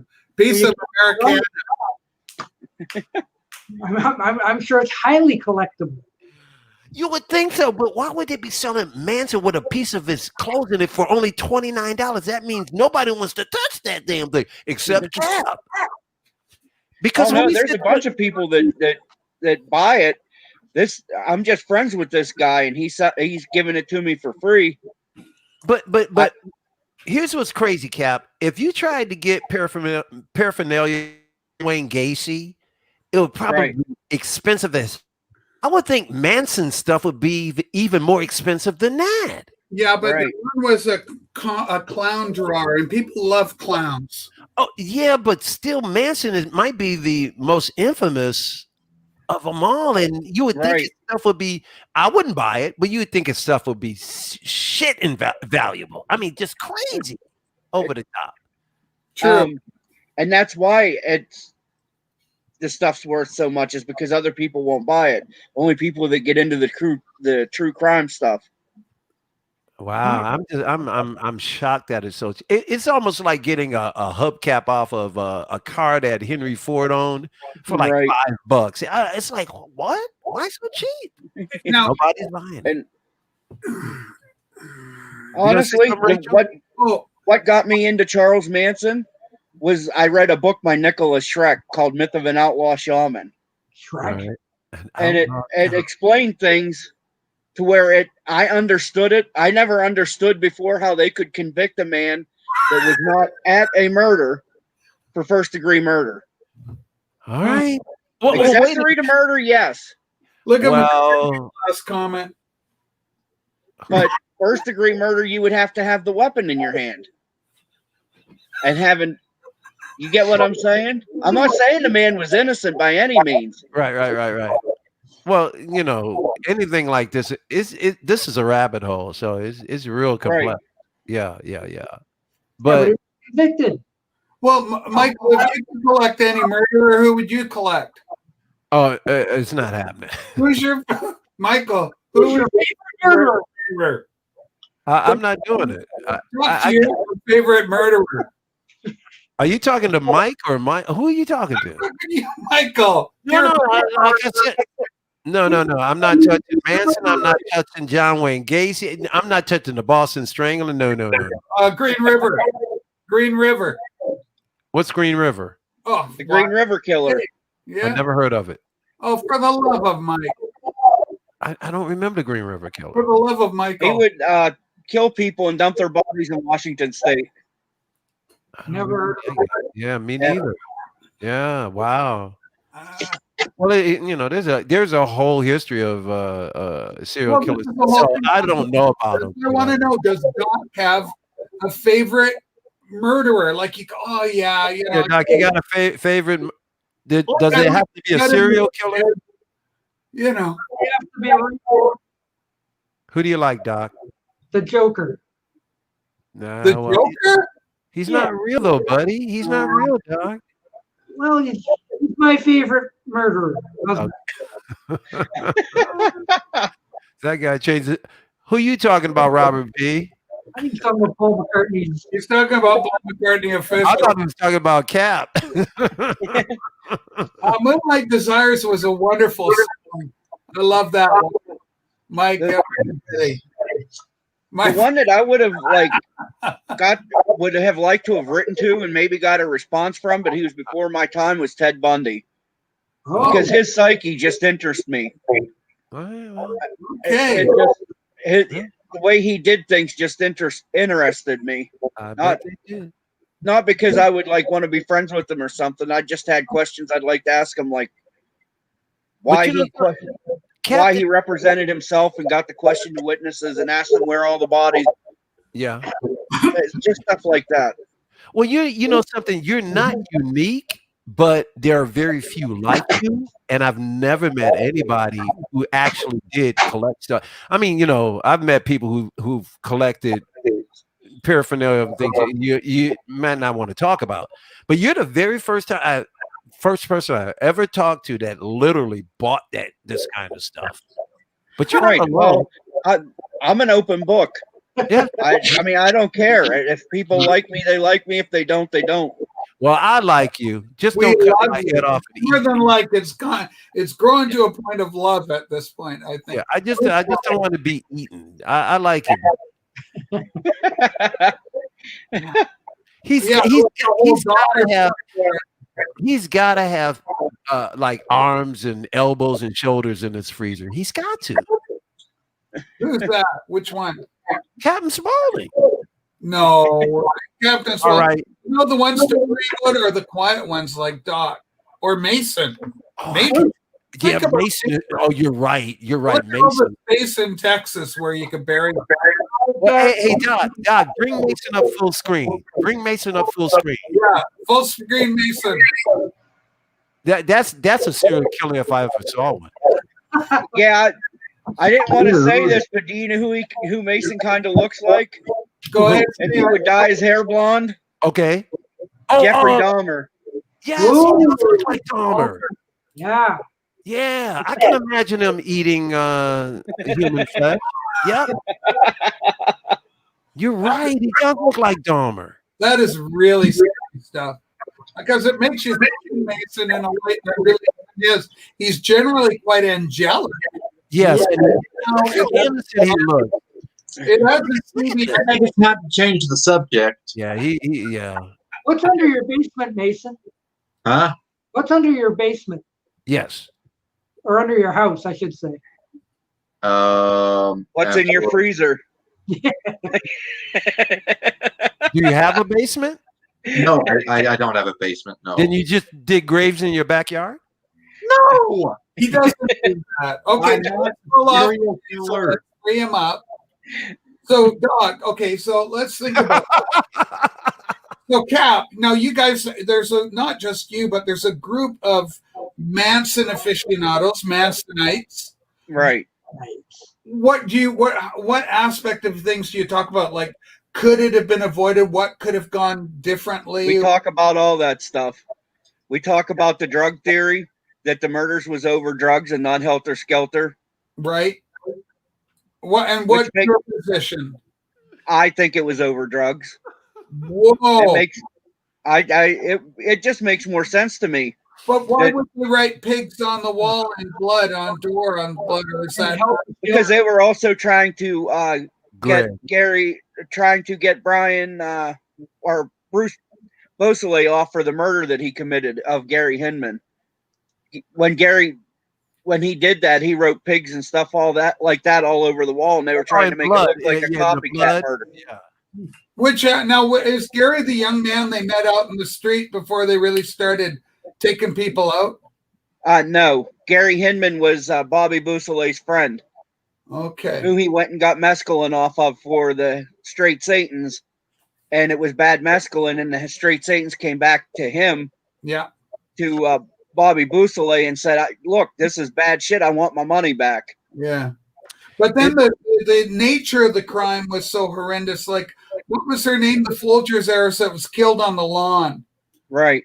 You know, so she's running, and they really hacked her up. They hacked her off. And they overdid it a bit, I think. Yes, they did. Right. I think they stabbed her 36 times or something like that. Yeah, and I think for just a drug deal gone bad, or you're trying to get drugs from somebody, I think that's just a little excessive. And they cut out Sharon Tate's her baby who was still in the womb. No, they didn't. They didn't? No. Well, what happened? They stabbed her to death. They killed her, but they didn't cut out her baby. Do you realize how long they've had that out there, that they cut the baby out of her stomach? They didn't. Right, but they show like autopsy photos and stuff of her. Well, don't worry, man. You're the authority. Whatever you say, I believe you. Yeah. You've done the research. Yeah. I've read Nicholas Schreck's book, Myth of an Outlaw Shaman, George Stimson's book. I have read Helter Skelter, which is I don't like Bugliosi. Yeah, I don't like him. Yeah, I read Helter Skelter. I think Bugliosi plays it up a bit. Have you ever read Murder for Dummies? No. I'm only kidding, Cap. No, I haven't. I don't think Cap is dangerous because he'd be more circumspect and quiet, hiding Hey, it. Greg, man, you might want to keep that to yourself. I've seen the pics. And that's why we got in trouble with Mason, because we figured, wait a sec, quiet, unassuming, mild-mannered. I love this. When you bring the picture up and we talk about him, it kills me. You'd never know. I know it's terrifying. Yeah. It is. Yeah, it really is. Listen, everyone, I assure you, I am not a serial killer. We have no way of knowing, bro. We have no way of knowing. I mean, you got to put Greg Man's comment up, Doc. Mason and Groovy Lisa. Greg Man's sick, the last couple of days have been hanging out with the people that I know from the Manson group. They've been hanging out with them. They're just normal people. That who has what? Mason and Groovy Lisa. Oh, Groovy Lisa is cool. Hey, don't make fun of her. She's cool. No, and I'm not making fun of Mason. I just think there could. No, you can make fun of Mason. Just don't Groovy Lisa. Dude. Mason looks 50 and 15 at the same time. Now, that's really funny right there. Oh, McCartney. Mason looks 50 and 15 at the same time. And there was a comment that said that he saw the photos from the crime scene. Yeah. Those are readily on the internet to look up. You wouldn't think they would be, but you type in Manson crime scene photos and they just pop up all over the place. I'm not even Caucasian and I'm turning red. I'm laughing. So hey, have you seen what was it? The mayor that shot himself at the press conference and had a brown bag and then he blows it. That's a good. It's quite surprising. You never expect it to go the way it goes. And then you go, oh, okay, there's an education. Have you ever seen that video of what's her name stalker shooting himself? Oh, who? Which one? Bjork's. Bjork? Yeah, she had a stalker. You're right. She had a stalker for a long time. Right, and he shot himself on camera. Oh, wow. No, I haven't seen that one. And how does that compare with the mayor one? That's like Bjork. some are not as dramatic as others. Some are quite right. Hold on a second. This is a DVD of all of her hits. It's really killer. Is it? Yeah. Oh, it's awesome. I've seen her live with Aphex Twin.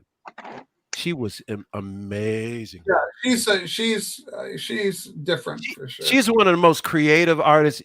She reminds me of like Bowie, and Robert B. is noting that Sharon Tate was a regular on the Beverly Hillbillies, and she did some of the Mr. Eds. Was she a regular or did she appear once? I know she appeared once. She was a regular. She played the secretary under a wig.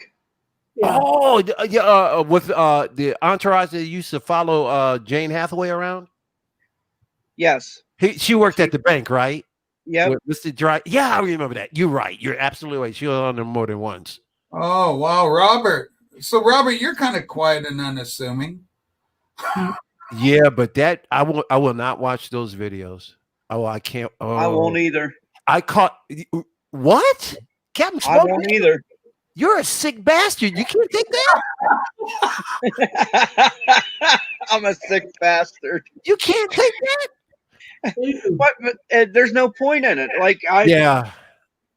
What's the point in watching somebody get decapitated by a helicopter? Or they have one clip where a woman accidentally walks too close to a train that's coming.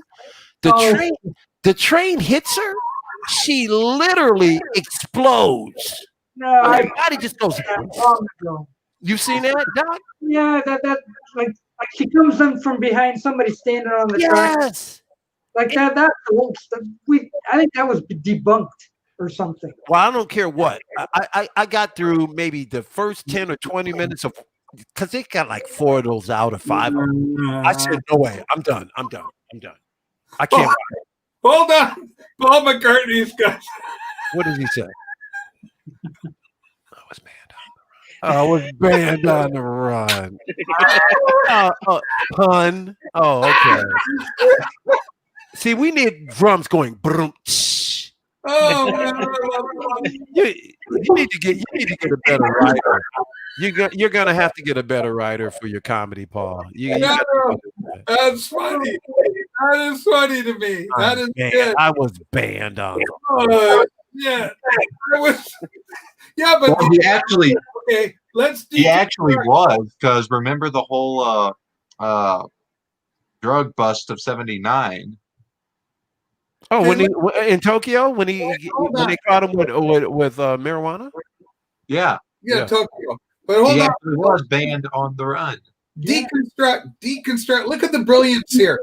Okay, he's got the joke, right? He's got a one-liner. He's got a setup. So he goes, "I was disqualified." He doesn't go, "I was banned." He uses the word disqualified from the. So you're not in on the gag yet. You don't know where it's going. You go, "Okay, you're disqualified from the." Then he goes, "Yeah, I was banned on the run," and then boom, but because if he had said I was banned, he has to use a synonym. Is what I'm saying here. Rachel, you're scaring me. You're scared. She's sitting up here dissecting. Yeah. And dissecting a 14-year-old as if he's some kind of. Oh, this is crazy. Hey, hold on. Tired. Don't sell Mason. Don't sell my little buddy Mason Tucker short. This kid. I don't. Carson, when he comes into my chat, oh my God, I think he is so funny. But the other people that get in there get pissed off. That was one of my friends in there the other night when he was doing the Gene Simmons shtick, and she thought he was really Gene Simmons. Yeah, that makes it even funnier. Mike Mason. Yeah. Look at that. I was playing it up a little. I was like, "Look, we have a celebrity in here, friends, Mr. Gene Simmons." I'm really concerned about the IQ of the people who show up. What happened to Mike Mason? Click him up. Click up Mike. Look, no, that's Mason M. No. In the commentary, look, Mike Mason goes, "Man, look at that. This is entertainment. This is chat." Yeah, so go ahead, bring up Mason again. I just want to come up with. Yeah. Okay, now bring Mason M out. Bring him up. I can watch this all day. Go ahead. Okay. 50 or 15.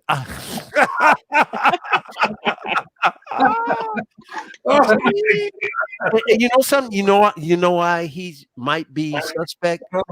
Other than that little thing that he has on the wall, that wall is like totally blank. He's so clean cut. What the hell was that? Somebody came in and said something. Something said something. Something from something, leave something. Doc, what is the scariest movie that you've seen? The most serious movie? Scary. Yeah, Doc. I'll tell you what mine was after you tell me what yours was. I don't know, maybe Carrie. Carrie. Yeah, you know, at the end when the hand comes up through the grave. Yeah. Everybody talked about that. That shocked the hell out of me. Yeah. So I'm scarred for life. How about you? Or do you want me to go? I'll go next. You want me to go next? Yeah, sure, Michael. The scariest movie I think I've ever seen was The Adventures of Captain Spaulding. Oh my God. I actually had to get up and leave like halfway through. It was so gory. I couldn't take it. I'm very imaginative, so it doesn't take much to scare me. So I don't like scary shows, but I went to The Exorcist and the air conditioner came on during one tense scene and the whole audience gasped. And then I started laughing. and then the whole theater erupted in laughter, and it totally broke the tension because everybody was on edge because it was 1970, 71. Everybody was freaked out. But you know the beauty of that, Rachel, is that when the air conditioner, everybody was in the same mind frame. Everybody saw the humor at the same time, and you projected it onto the rest of the crowd. That's a great experience. Yeah, and it gave them an outlet. A reason to. Yep. Okay, Paul McCartney official says me. Any ideas on how to end Hey Jude? John, nah. George, nah. Ringo, nah. George Martin, nah. Me, Look who's live. Right. Oh, what do we got here? That's Joe. What about him? He's live. Well, he's always everybody's What do live. you mean, From time to time. Joe Mayo? Yeah. Well, doesn't Joe realize that Doc's show is on? I don't know. I came in there and said, can't Right stay in there. long. I'm on Doc Well, you know, Chat. StreamYards is no different than ABC, NBC, CBS. You know, people come on at the same time or not. You know, I think what the PC needs right now is a little controversy. Ooh. Oh, now?